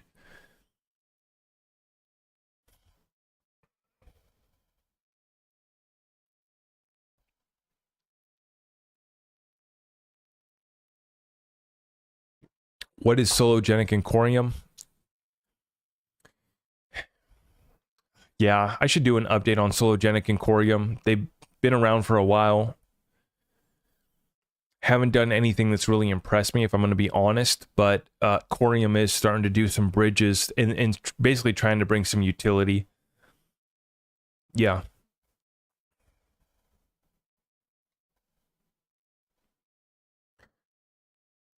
The reason why I love XRP is the media won't talk about it. This is from Donovan Weaver. Thank you, Donovan, for this comment, man. I see you leave comments often. I appreciate that. I appreciate all of you guys who leave comments for me.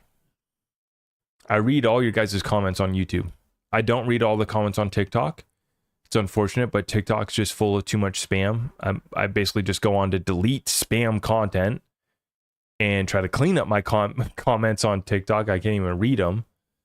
And then I read your comments on X too. But Donovan says, the reason why I love XRP is the media won't talk about it. I go the opposite direction of everything the media says, including Trump 24.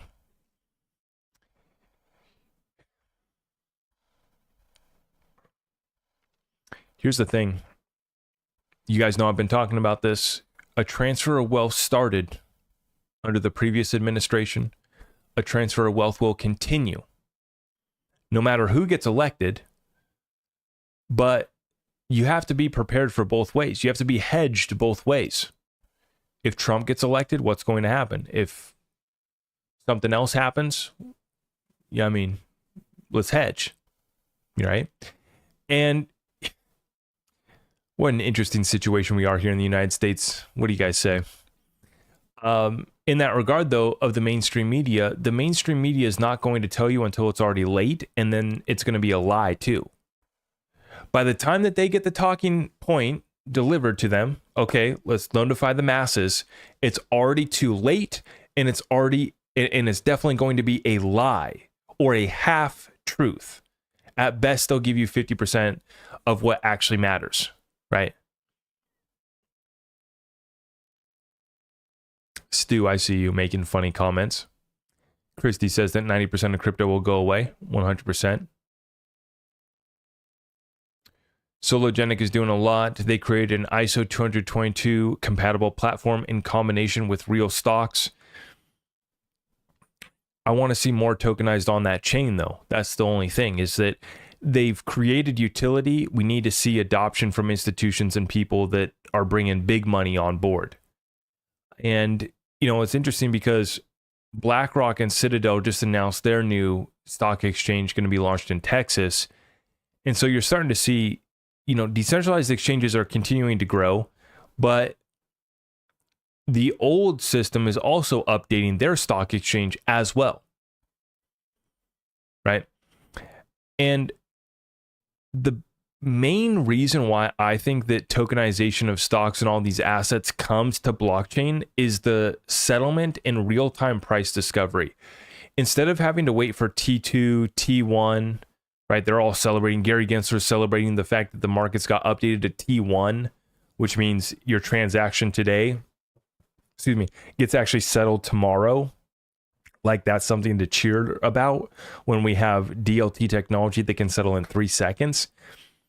So as we look at why would somebody tokenize or bring real world assets or bring real estate to on-chain, the main reason I think it's the main proposition is, one, the access to that, and two, the liquidity and the depth of that liquidity that can be built, settling up in real time as well, and price discovery happening instantaneously in real time.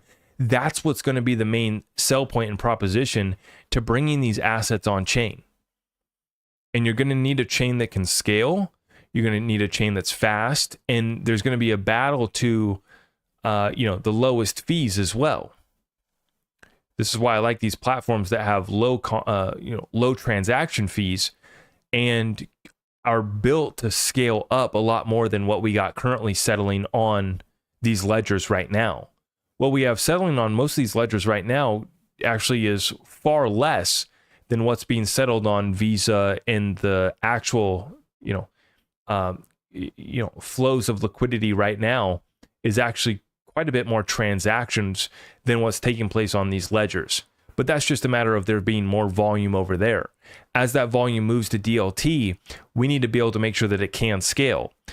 Which is what's interesting about the XRPL, is that Ripple said that on the private side chains and for CBDC platform, they can do hundreds of thousands of transactions per second, which is 5 times more than Visa and MasterCard.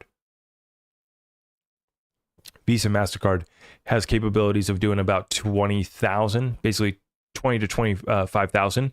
But on a regular basis, they're only doing about 2,000 anyways. But you take their max capability, times it by 4 or 5 times, and that's what you have with Ripple's private chain. The private chains that they can build out can do hundreds of thousands of TPS. And even Interledger Protocol can do 1 million transactions per second, is what they're touting over there, with any form of value.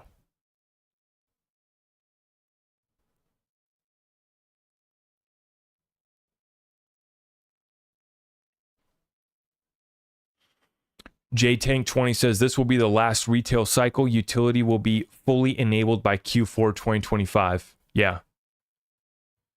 Formula Moment says, I never usually catch your live stream, Zach, as I live in the UK. Glad I caught this one. Thank you for all the great updates you give. Can't wait to see the community celebrate this paying off.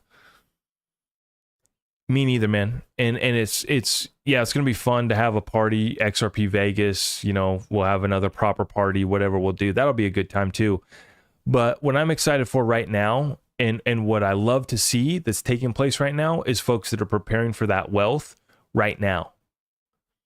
Folks that are taking action right now.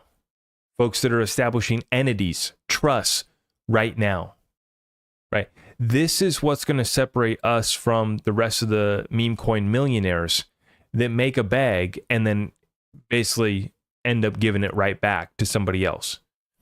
End up not being able to keep it, protect it, and multiply it in a tax-free structure, ideally. And this is the thing. We don't have to wait around. Many people want to wait around for the moon, but we can start taking actions right now to prepare for even XRP going to some of these shorter time frame targets. You look at just this bull run, conservative predictions only take us to about 5-6 trillion. Even if you doubled that up to 10 trillion, okay, then that's still going to be significant, but it's going to be just like as we've seen in the past, because it's driven by speculation, as someone just put in the comments down below too. Because it's been driven by speculation, we are going to get a significant pullback. We are going to see that once again. And that's going to be the moment where I'm going to try to move back in on platforms that have, been able to withstand that next bear market once again. Platforms that are building real utility with, partners that are actually using the token, not just talking about it, not just consulting, not just hanging out together, actually using the token. Appreciate the comment though.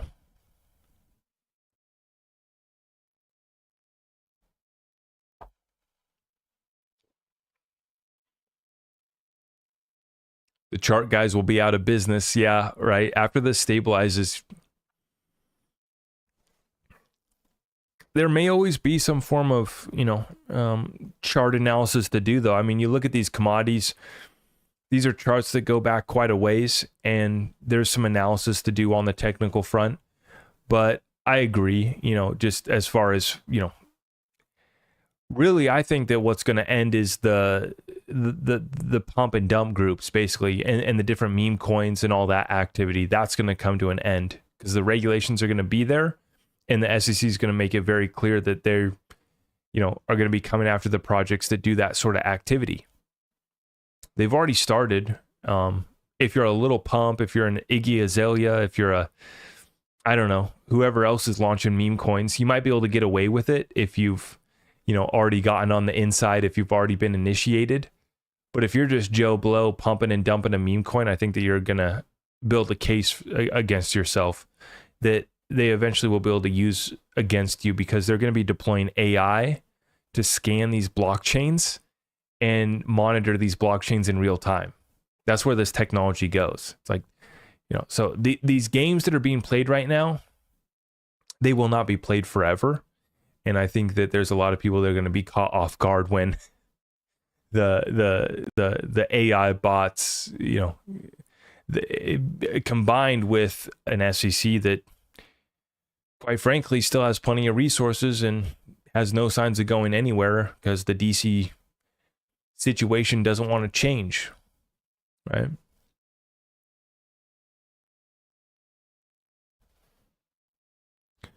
Well, and that's the point, Stu. In such a nascent industry, TA cannot be trusted. I would add, in such a manipulated asset class, the TA can be observed until the manipulation steps in, and then you have no idea what's going to happen next. Or what I've liked to done, what I did when I was trading is just watch the manipulation take place to the upside, watch the Bitcoin bros get pumped up, place my Bitcoin short, stay liquid with reserves on the back. So in case, Bitcoin keeps on extending up higher than I thought, I still have capital on the sidelines that I can deploy, and I just short it, wait for it to correct, take my 10-20%, take my money and run. That's what I was doing against Bitcoin. Right now, I mean, I would short, I'm not going to swear, but I would short poop coins for a living if there was liquidity and that product was made available. There is no way to short a lot of these meme coins, right? We only see futures markets really established for the more liquid coins that have been around and have some staying power. You will see tokens get listed on exchanges, but the ability to short a token is only created usually if it's been around for a while and it's pretty liquid. Otherwise, instead of buying these meme coins and trying to, like, you know, pump and dump them, I would just be shorting them, you know, and waiting for them, because it's inevitable. And the way that I shorted successfully was just not gambling all my money. If I have a trading bag, for example, I have a trading bag that's $1,000, right? I'm throwing out a number. I have a trading bag that's $1,000. I'm not going to make the $1,000 trade with all of my money, you know, short. What I'm going to do is I'm going to ladder into that position, or, you know, only play with maybe 50, maybe 75% of what I had, right? And so I'd always keep cash on the sidelines so that I would never get margin called, which is what happens when you're trading futures. If you can't cover your margin, your basis, then they just clear you out, right? And so I always had margin on the sidelines. So even if I had to write a trade down 20 to 30%, I could, but then I would always just write them back.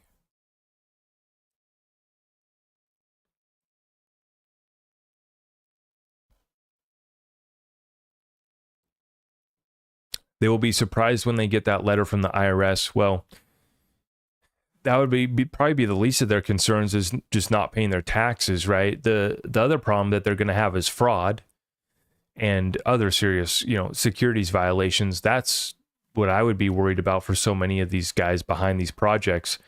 The tax bill, yeah, of course they have that too. But for the ones that did the fraud, that's going to be where they really get hit hard.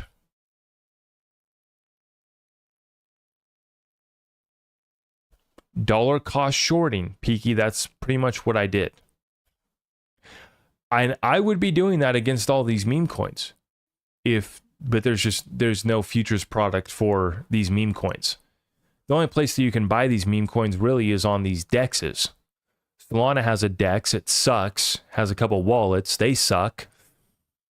The liquidity overall sucks on all these meme coins unless, you know, you get in early, which if you got in early, then ask yourself if you're breaking the law. Because, and that's the thing, as someone who is in media, who puts out media content every single day, I've decided to take a position where I just don't expose myself to anything like that.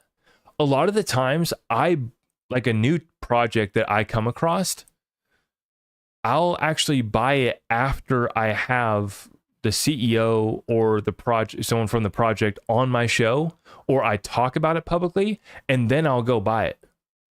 I've never done, you'll see so many of these influencers where they're getting launchpad tokens. And I was thinking about this earlier today. Literally 9 out of 10 people that say that they're giving up on XRP or they're done with XRP, they always have another coin to shill. Isn't that funny? 9 out of 10 people, like 90% of people that quit on XRP, give up on XRP, whatever, and they want to make attention about it. They want to tell the world. Got to tell the world what you're invested in. Got to tell them that you're giving up on XRP, and 9 out of 10 times, they are going to show you something else that they either created themselves or they own. You'll see them. They'll say, I sold my XRP and I bought this coin. Okay, well, that means that you sold your XRP, you bought another coin, you're holding it, and you want to tell the world because you want to dump that other token. Or if they created the token, same thing applies. They created the token, they didn't have to buy it, and they want to dump it on you. 9 out of 10 times. And maybe there are some people that go in silence, and say, I'm done with XRP, I'm selling it, but I don't need to tell the world. I don't need to, shill the next thing that I rolled it on into. But 9 out of 10 times, I swear, every time I see that, someone says, I dump my XRP, and usually they want to say, oh, I made all this money over here.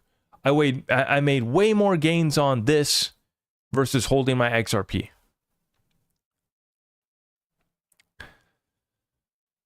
But the problem is that they don't tell you how much they actually invested. They'll say, oh, you know, I doubled up my money on this coin. They don't tell you that they only threw $50 at it. That's the problem with this space, man. They want to outlaw shorting. They do, don't they?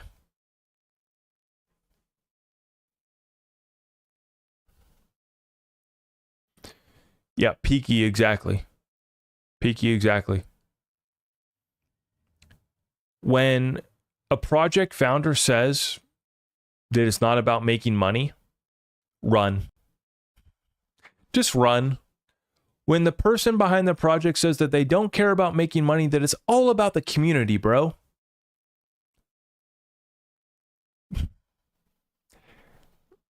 Time and time again, I hear the same thing every single time. Oh, I came here to make money and then I stayed for the memes. Oh, I came here to make money and then I stayed for the community.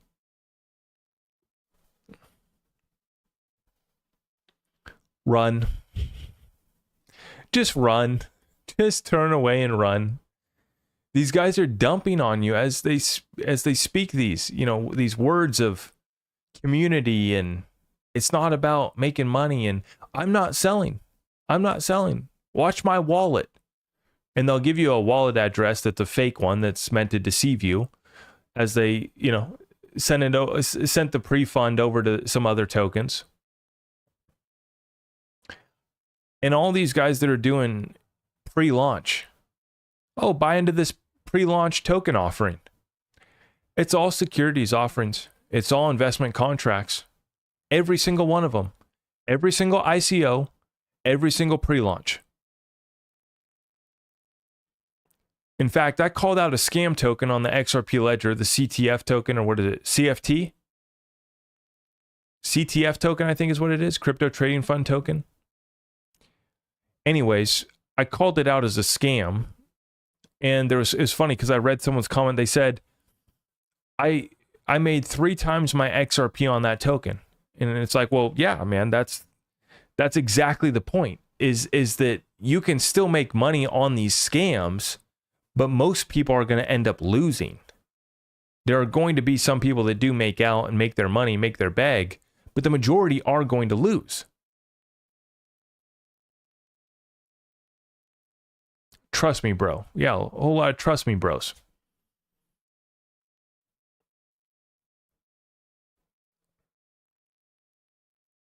Or if you tell them you have XRP, they laugh and make fun of you, then give you a list of better tokens to invest in. Happened to me earlier today. The Crypto Keeper, that's exactly it.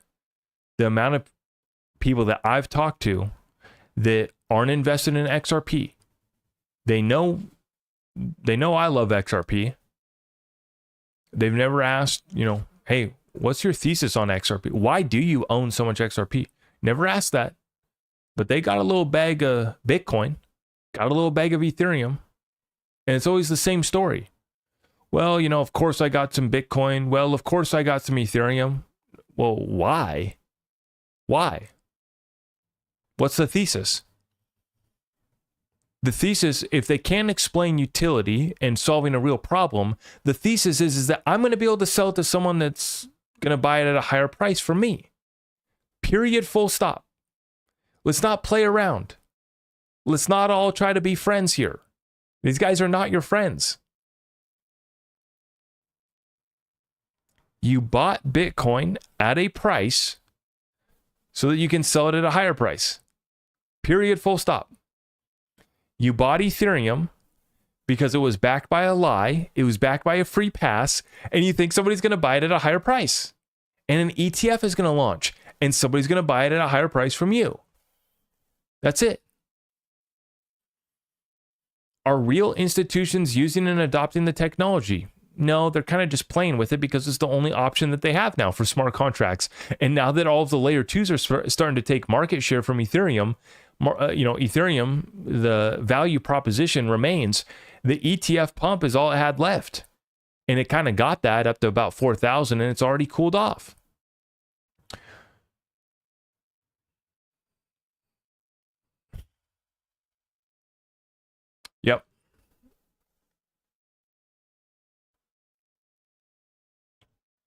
4 p.m. in OZ. That's hilarious. What I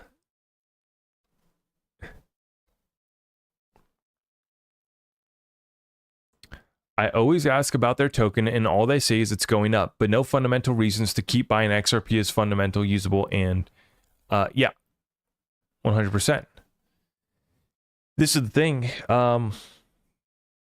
This is why I still expect Bitcoin and Ethereum to do something this bull run, is because there's still so many new people coming into this space.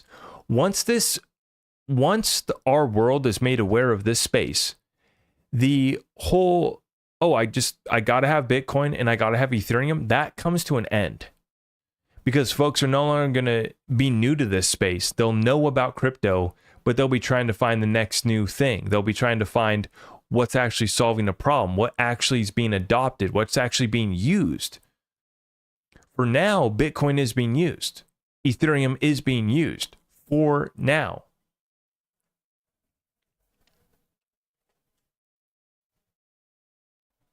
OZ, that's Australia. Yeah.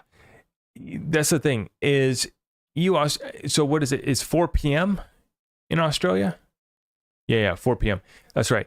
It's always a few hours behind us. What is it? It's almost 11. What are you guys, 6-7 hours behind us on the West Coast here? Incredible.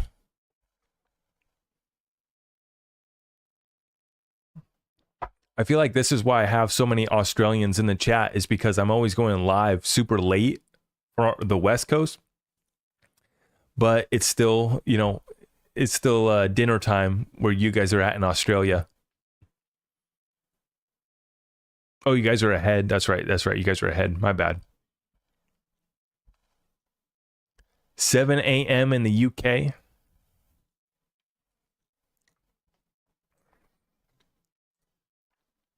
Let's get a market update. We've been live now for what? An hour and a half? Shoot, guys, we're already at 2 hours.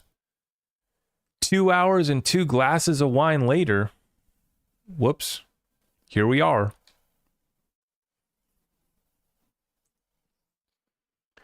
XRP at 49 cents. This is 15-minute chart. Way zoomed in on XRP. So yeah, earlier today, XRP did go below 47 cents briefly. Back up right now.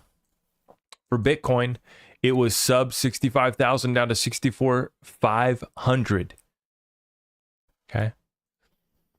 Ethereum, 3,400. Okay. Back down to 3,350 earlier today.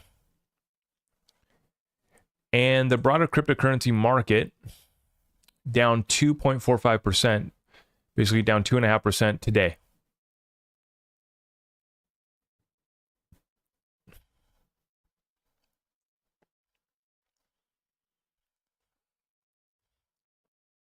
Zach, the marathon man. That's what's crazy is I used to run like 2-3 hour lives like all the time.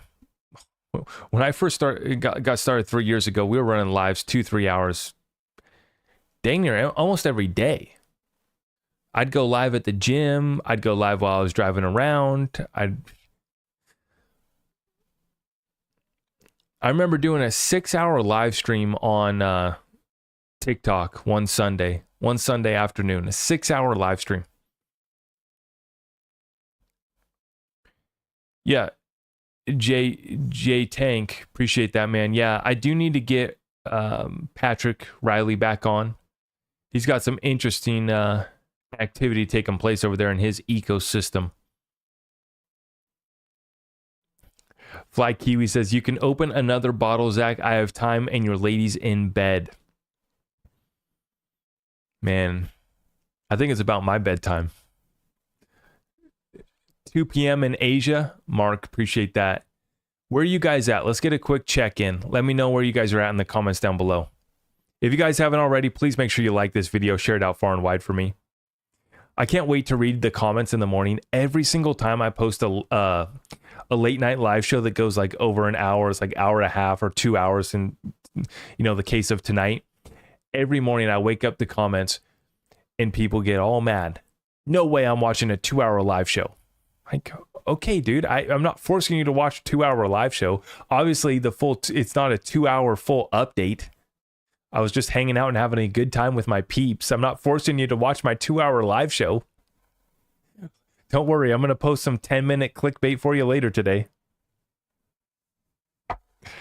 Ethical clickbait. Let's be very clear. Ethical clickbait.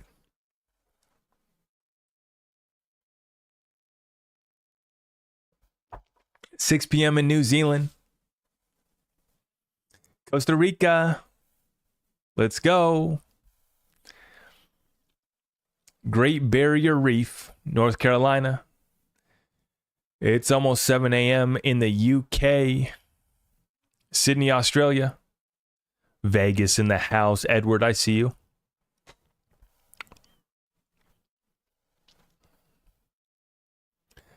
I appreciate you guys so much. I always have so much fun with you guys on the late night lives where I have one too many glasses of wine and say a couple things that I shouldn't and have a good time. And, you know, I just share with you guys where we're at, where we're moving, what we're investing in.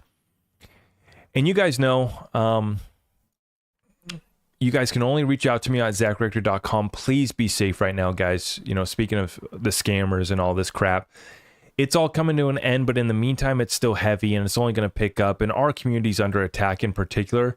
Once again, we're going to get a new wave of scam tokens on the XRP ledger, so please be prepared, especially with the AMM, where a lot of these tokens, there's already, just today, there was a fake Ripple stablecoin launched.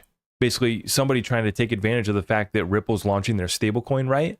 So somebody launched a token, RLUSD, the exact ticker that Ripple's going to have, and it was a fake token by an issuer that was not Ripple.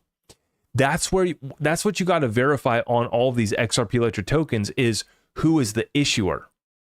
Because anybody, you can use the same ticker symbol over and over again. I didn't know that until today. Because when I saw that this issuer used RLUSD, I was like, well, crap. Ripple didn't secure the ticker before they came out with the ticker name? Well, it turns out there's no limit. You can just keep issuing the same ticker.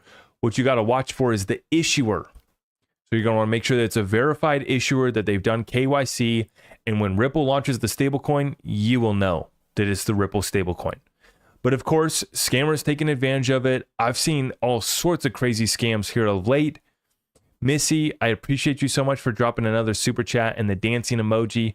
I wish I could play you some dancing, good vibe music, but YouTube doesn't let me play the music. Yeah, MTK, we talked about it earlier in today's episode. Uphold is deplatforming Tether and about 5 other stablecoins on their platform that aren't in compliance with MiCA regulations.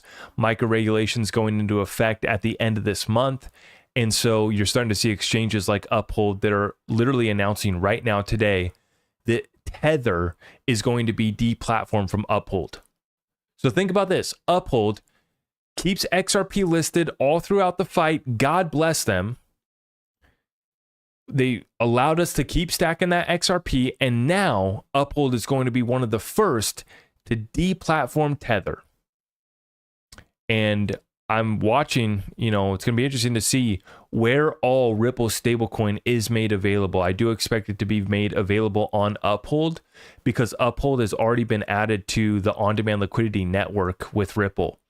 If you guys recall that from the interview I did with the CEO of Uphold, Simon McLaughlin, Simon said very simply, they're firing up ODL in the US soon. They hadn't gone live in the US soon, but they were working on firing up a corridor there.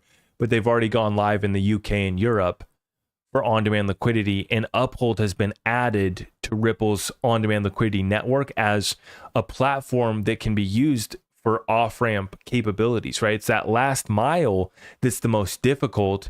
And so what we're seeing right now is Uphold becoming a key part of the Ripple network and providing liquidity. I think that they're going to be issuing that Ripple stablecoin on Uphold's platform.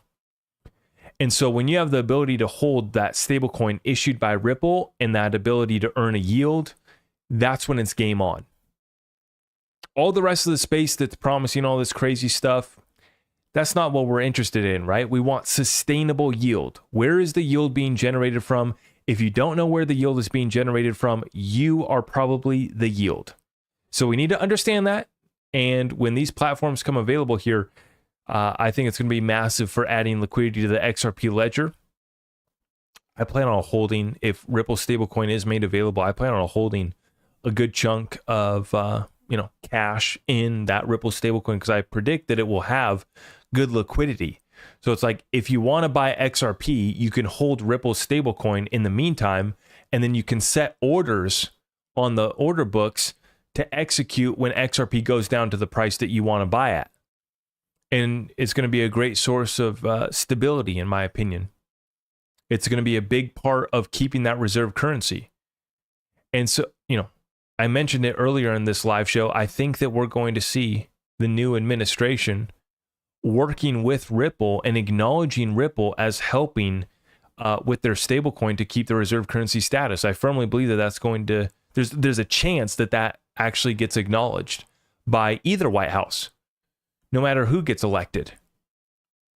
Because this is what these stablecoins are doing, is they're making sure that the United States continues to get people using the US dollar, holding the US dollar, and this is the only way that they're going to be able to keep the reserve currency, because the rest of the world is starting to want to ditch our treasuries, ditch our currency. And so the United States needs a solution. They should have passed stablecoin legislation a lot sooner, but of course they didn't.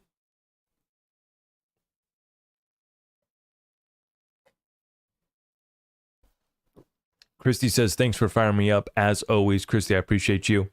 And that's the thing, is J Tank says, roll some XRP profits into RLUSD on Uphold. My plan is 10%. That's the thing. It'll be another off-ramp where we can find liquidity. I was really worried about finding liquidity for XRP. I still am worried about finding liquidity for selling XRP at $5 to $10, because I think that there's going to be so much sell pressure that these exchanges will be struggling to find liquidity. I mean, XRP goes to $1 and we break these exchanges. DP asks, Zach, how do you manage the YouTube and the family life? That's a great question. I got a really supportive partner. That's the key thing, is I got a partner who's on the same mission with me, and we're on that same path. We understand that sacrifices need to be made right now, but at the same time, for me, I check out completely, and I love checking out. I love on Sundays when I spend time with my family and I get to check out from everything else, from all the businesses, from all the news, from everything going on. And I just get to go play outside with my children. I get to go do something with the family. We get to go explore somewhere. We get to go do something. Doesn't have to be anything crazy. Just time with family where I get to throw away the phone, which I never really do, but it's always close by. But I at least check out for at least a little bit.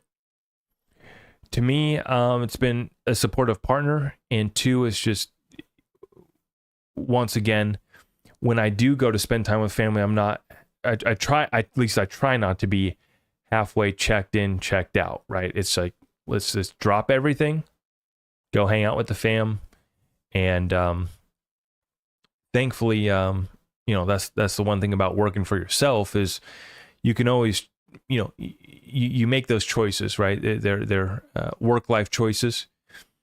And thankfully, I got a partner who's on board with me 100%.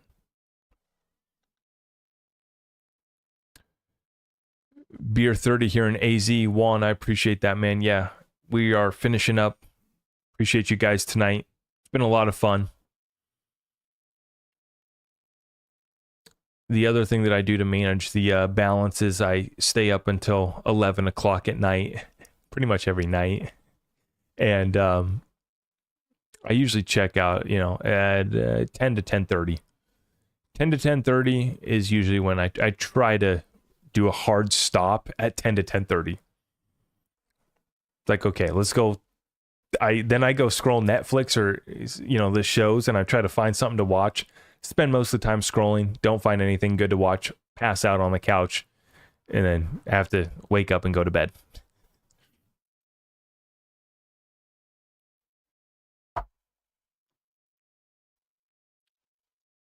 There you go, Peaky. That's what I'm saying, man. Putting in a little bit of work over there on Flare. Says you just tested the mint over there on the Flare XRP. That's good. That's good. That's good. Yep. All right, guys. I'm going to wrap up the stream. It's been an absolute pleasure. Didn't really expect to stay on this long, but I figured, hey, let's check the community, check the vibe, have ourselves a good time. If you guys appreciate what we're doing, I just simply and humbly ask that you guys like this video. Please just tap it, smack it, hit it, or thumbs down it. If you're a hater and you're still here and you made it through a 2-hour live session, you can do that too. That's fine. But just make sure that you leave me a comment as well. Tell me why you're a hater. Okay. No, all jokes aside, it's all love. It's all great. The thing about it is that we're here to be effective first and foremost. We want to get straight to the truth on what's taking place in these current events, these financial markets. Every single day, we're going to keep it coming. So make sure you guys subscribe, hit that notification bell. I'm going to wrap up this session here tonight. I got some new content coming for you guys tomorrow. So make sure you guys check that out. And like I said, everything else is at my website, zachrector.com. You guys know I keep it simple. The only way that I can continue doing this is through your support. And so whether you guys are liking the video, sharing it out for me, I appreciate all that. We also have our community resources at zachrector.com. If you have any questions or if you want to get in touch with me, zachrector.com is also the only place to do so. Okay. I will not be answering any DMs on TikTok, any of the platforms, Twitter, nothing like that. Way too many scammers. Only place to get in touch, zachrector.com, or get in our private group through the Patreon and the Discord. We got a family over there and we would love to have you in there. It's been a pleasure tonight, guys. Appreciate you. We'll see you in the next one. God bless.